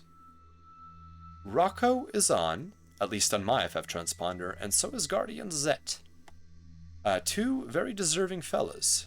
Rocco, I believe, is doing some Art of Shimada as a fighting game character, and Guardian Zet, I believe, is doing Monster Hunter Rise. Wingmates, do you have any suggestions aside from those 2, or do you have any preferences? I would love to hear them. So the choices right now are... Oh, you're heading out. Good night, Cabal. Thank you for being with the convoy for as long as you were. I will see you later. Rari, thank you. Let's see if there's anyone on YouTube by chance. Is anyone available for a cross-platform streaming? Let's see here. Unfortunately, I do not see anyone in my IFF list streaming on YouTube. He's, Guardian Zet is playing with Miwa. I see. So they're doing a bit of a collaboration. Well, Wingmates, what are you feeling? Are you feeling a bit more art, or are you feeling some Monster Hunter? Apparently a collaboration thereof. Or maybe the title is wrong. Let me actually check that out before I say anything erroneous. I did not click on the actual stream itself. Oh no, it does appear to be a collaboration. Well, Wingmates, that is up to you. I will give you a few minutes for that. You're cool with either. That is good to hear. I may end up having to flip a coin. I have raided both Rocco and Guardian Zet recently, so I do not know who to raid. Let's see here. Allow me to hydrate myself very quickly.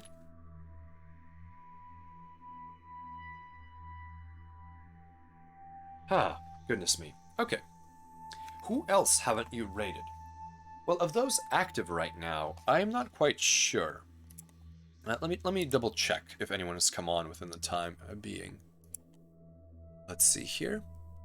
I mean, I certainly have not raided a number of people, and there may be folks who I simply have not put on my IFF transponder list. Let's see here. Let's see. How is Rocco doing? Apologies for my indecision, Wingmates. I see. Shimada is coming along. Okay.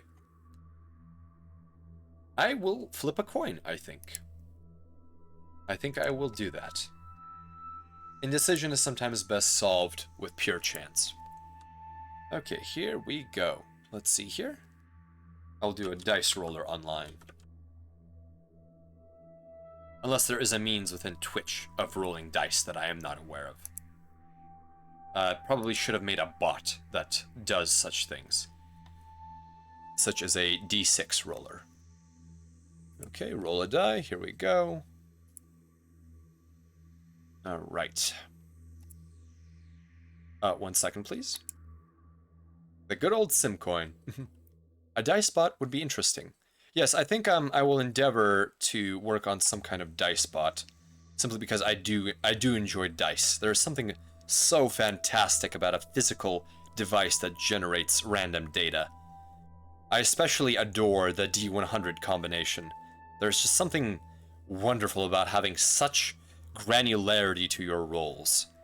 However, I do find that games that involve hundreds tend to have certain mechanics to them.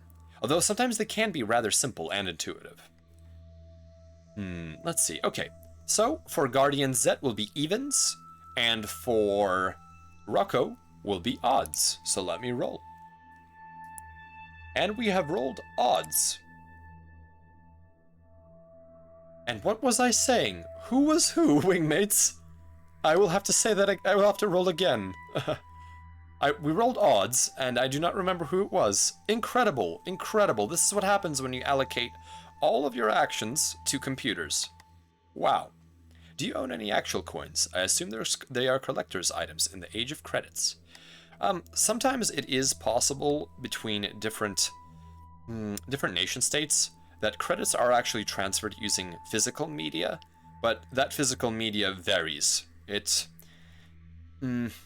Sometimes it is standardized and sometimes it is not. But typically trade is done in exchange with raw materials rather than any specific sort of currency. The credit is simply enough. But yes, there are many historical coins that have managed to survive. So there are some collections out there.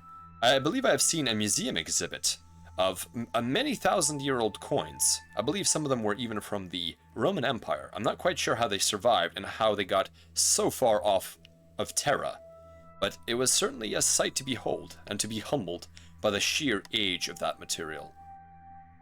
Alright. Since I forgot who I was doing, let's do Guardian Zet evens and Rocco odds. Okay, it's Guardian Zet. Thank you for your patience, everyone. Thank you for your patience. Sometimes Spacer has some issues with his neural connection. Alright, here we go. Raiding Guardian Zet. The raid has been initiated. Allow me to provide you with a raid message, wingmates. Here we go. Oh, thank you. Thank you all for coming by. Lurkers and chatters alike. Those who dropped in and those who have stayed the whole time. And even those who have come at the very last moment. Feel free to raid, feel free to not raid. Make sure you get some good rest. Oh, thank you everyone for coming. Make sure that you're... Oh, yes, I would like to make one last announcement before we go. I will be having a collaboration with Alaric on Wednesday. We will be doing a driving game multiplayer. Unfortunately, since MacLeod is on a personal sabbatical, we will have to move the Supreme Commander collaboration for later. Oh, thank you, Corpse. Thank you very much. And thank you, everyone. Alright. Well, everyone, keep your calculations accurate. Top off your propellant tanks and fly safe. Let's have a good raid, everyone. I'll see you there.